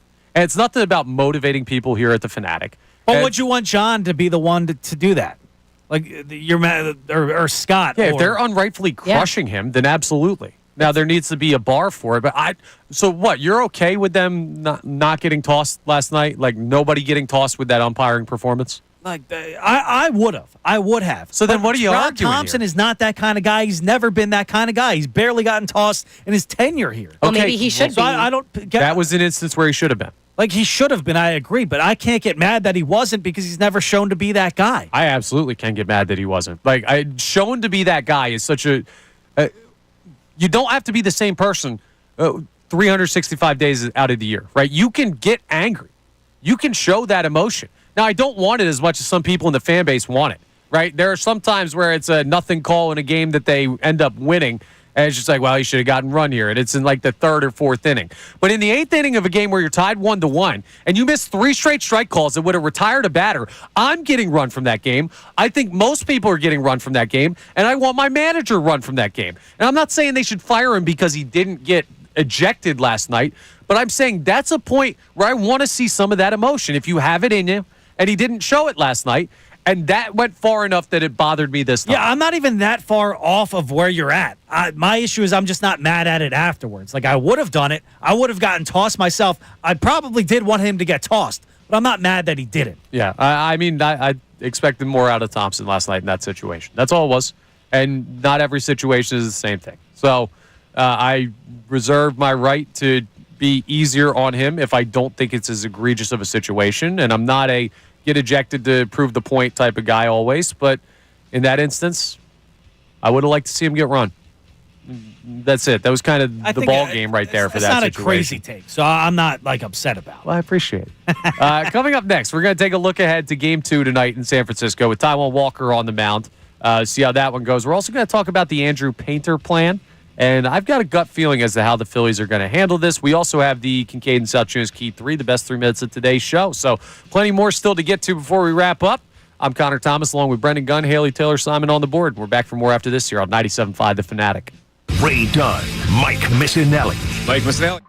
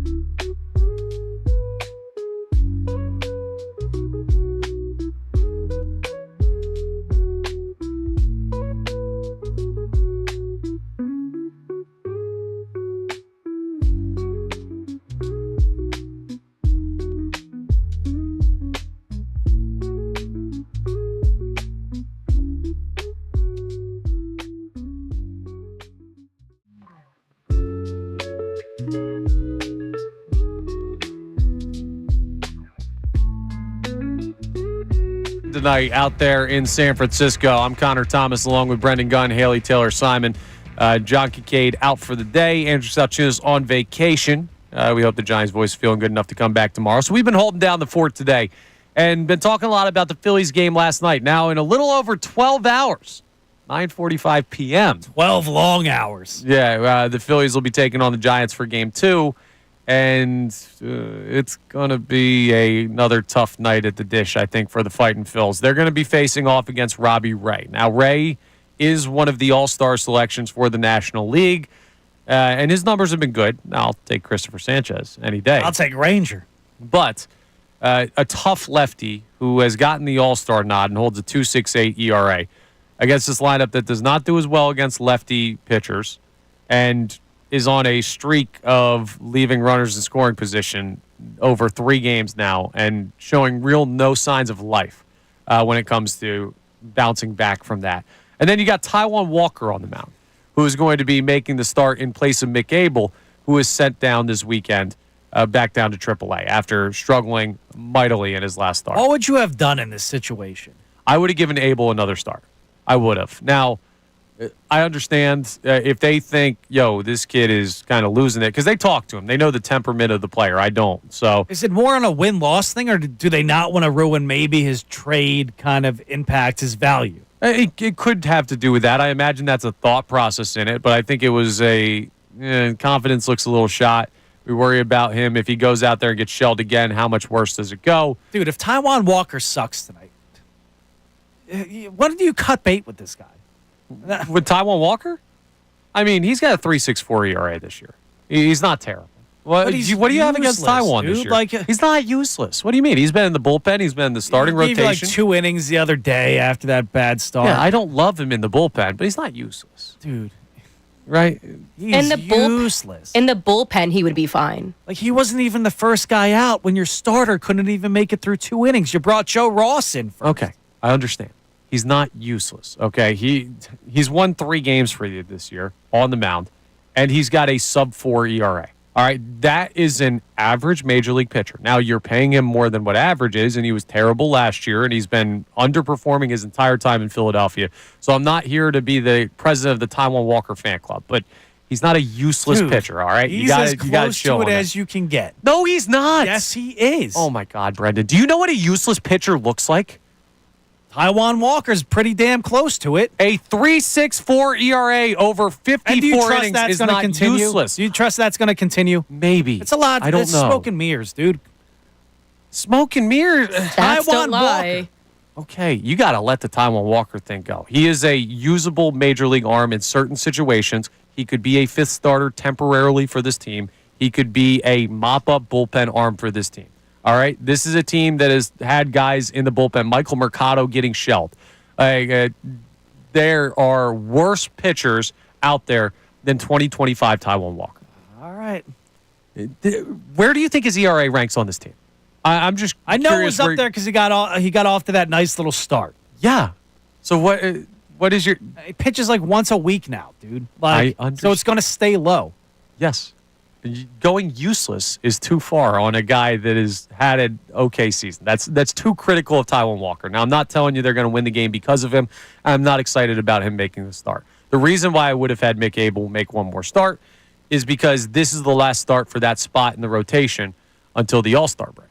Yeah. And here's my thought process and how it plays into the Andrew Painter conversation. The plan was always July-ish. That's what the Phillies have been telling us since spring training, right? They've been trying to manage it for this point in the season. There is now a need. Because if there wasn't, I could see the Phillies extending it and saying, okay, well, Abel's throwing well. Luzardo, Sanchez, Suarez, Wheeler will hold the top part of the rotation down, and we don't really need to bring up Painter if we don't have to, right? Like, we can let him continue to work through stuff at AAA. I don't know That's kind of where you're at right now. Well, no, it's not, because Taijuan Walker's in that spot, and you just called him useless. No, I mean, like, you can't. He's not in a spot where you can afford to bring him up. Painter right now. So the Phillies are in a bad spot. But Painter. Why is Painter not in a spot where I don't think he should automatically come up here. I think you should have him pitch a little bit better than he has the past couple of starts down there in AAA. I don't really care about his AAA performance. You don't. No, he could go You out. think he's tired of it? Just grew like I better don't- than these I don't guys? know. Is it a mental thing? But I know the quality of prospect that he is. Like, you call that guy up, right? You bring him up. There's no, if he gives up like 10 runs in his next start at AAA, I'm not like, oh, does Andrew Painter stink? He doesn't have to earn it necessarily. He's already earned it. Okay. The only reason he earned it previous to, he would have been on the team if he did not have the UCL injury 2 years ago. He would have been on the opening day roster of this team. And you don't worry about him coming up here and his confidence getting shot or anything like that? Or I mean, maybe, but at this point, it's either him or Taijuan Walker. So who would you rather have? Obviously, Painter. So here's my gut feeling on how they're handling the Andrew Painter thing. I think you're going to see Walker make the start. I think they're going to do a thorough check-in with Painter over the All-Star break. The plan that they've said is that they're going to rest Painter because AAA plays through it, right? But they're going to rest Painter during the All-Star break to keep him on the same schedule as the team. I would guess, it's just a guess, no reporting or anything like that, just a gut feeling. And I would want this to happen as well. So maybe I'm talking myself into this potentially being a reality. Maybe it's not. I think the Phillies will call him up post All-Star break to make that start at that spot in the rotation. Wow. I think he will debut soon. at the spot. Yes. I think we're about a week and a half, 2 weeks away from seeing that, whatever the time frame is. Does he just become your fifth starter until, I don't know, September? Yeah. Well, he's your fifth starter for now, and then you see how he does. And if he struggles, well, then you're up Blank Creek without a paddle. But if you say give him Nola that comes chance. back August, then what do you do with them? You kind of hit a fork in the road. Do Yeah, you move well, them to the pen? Do you we'll go to a cross- six-man rotation? We'll cross that bridge when we come to it. And the way I've said about this rotation all year long with the questions about where starters could move and stuff like that, the answers will reveal themselves. Jesus Luzardo's kind of getting a little sketchy Not right the now. tipping pitches you thought it was. Maybe we see him continue to struggle, and then Nola takes that spot. Maybe Nola never comes back this year for this team. I don't think that's outside the question. God only knows where he's at, and he hasn't shown any if promise. that happens, like What? if Luzardo falls off a cliff, Well, no, and Nola doesn't those come are back. separate examples. I'm just saying, like, those things are not sure things. Yeah. So you bring up Painter, you let him start, you see what you have in the kid because we've been waiting all season to see him. You're not learning anything more from him at AAA. He's major league ready, and you see how he fits in. That's what I would do. That's my gut feeling on what the right move would be, and we'll see if the Phillies go ahead and listen So to when it. is that game on the calendar? Because I'm going to go buy a ticket right now. 'Cause I want to be up here. Is it a home game? I'll look it up right now, but first we've got to check in on the Kincade Salciunas Key 3, the best 3 minutes of today's show. Now, the Kincade Salciunas Key 3. Today's best. But with the trade deadline looming on July 31st, moves need to be made, and they need to be impactful ones, or maybe just one impactful one. This is not something I'm advocating for. I want to make that clear. If it was up to me, the Phillies would go get an impact right-handed bat that's also a good defensive outfielder.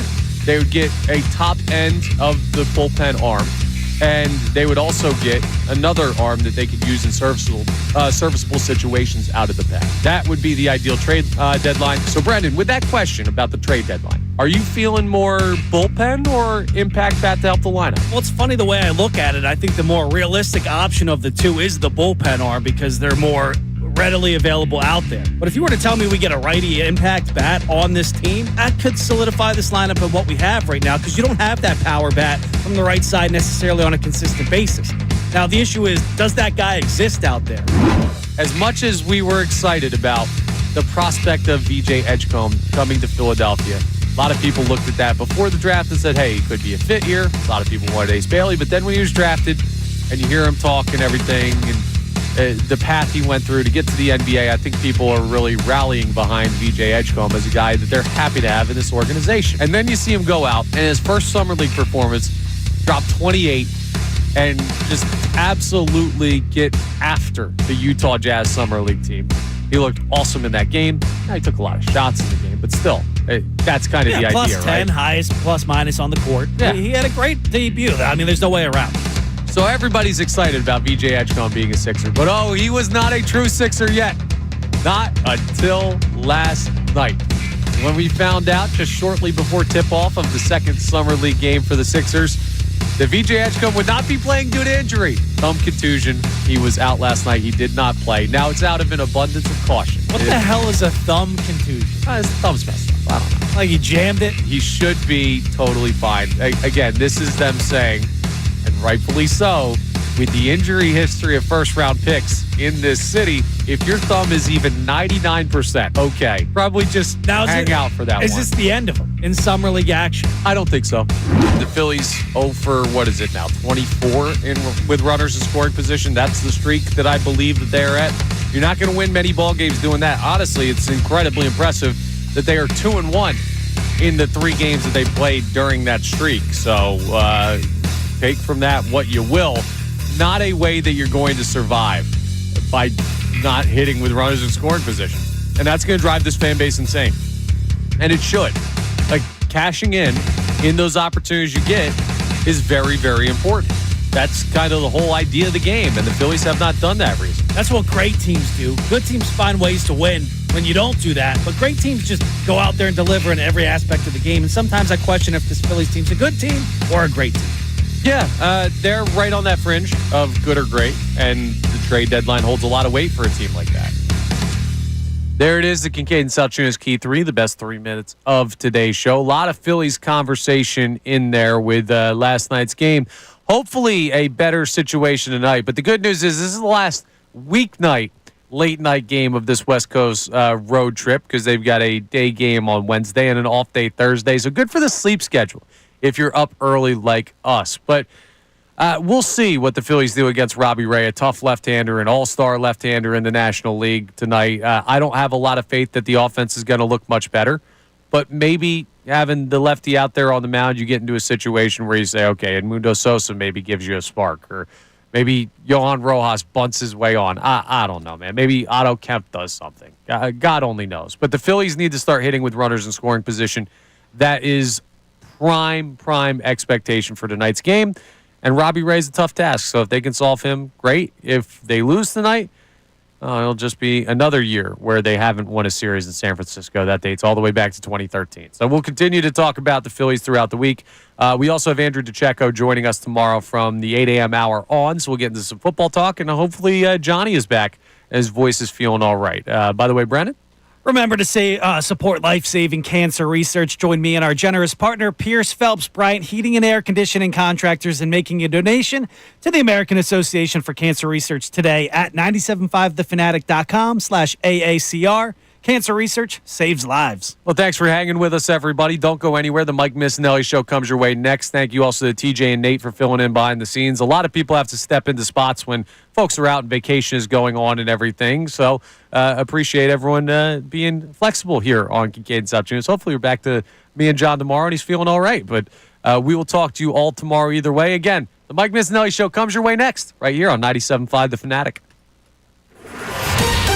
Fanatic Sports Update. The umpire took over the game. I'm Haley Taylor Simon with your Fanatic Sports Update. The Phillies fell to the Giants 3-1. Bryson Stott scored the only Phillies run last night off of a wild pitch in the top of the 5th inning.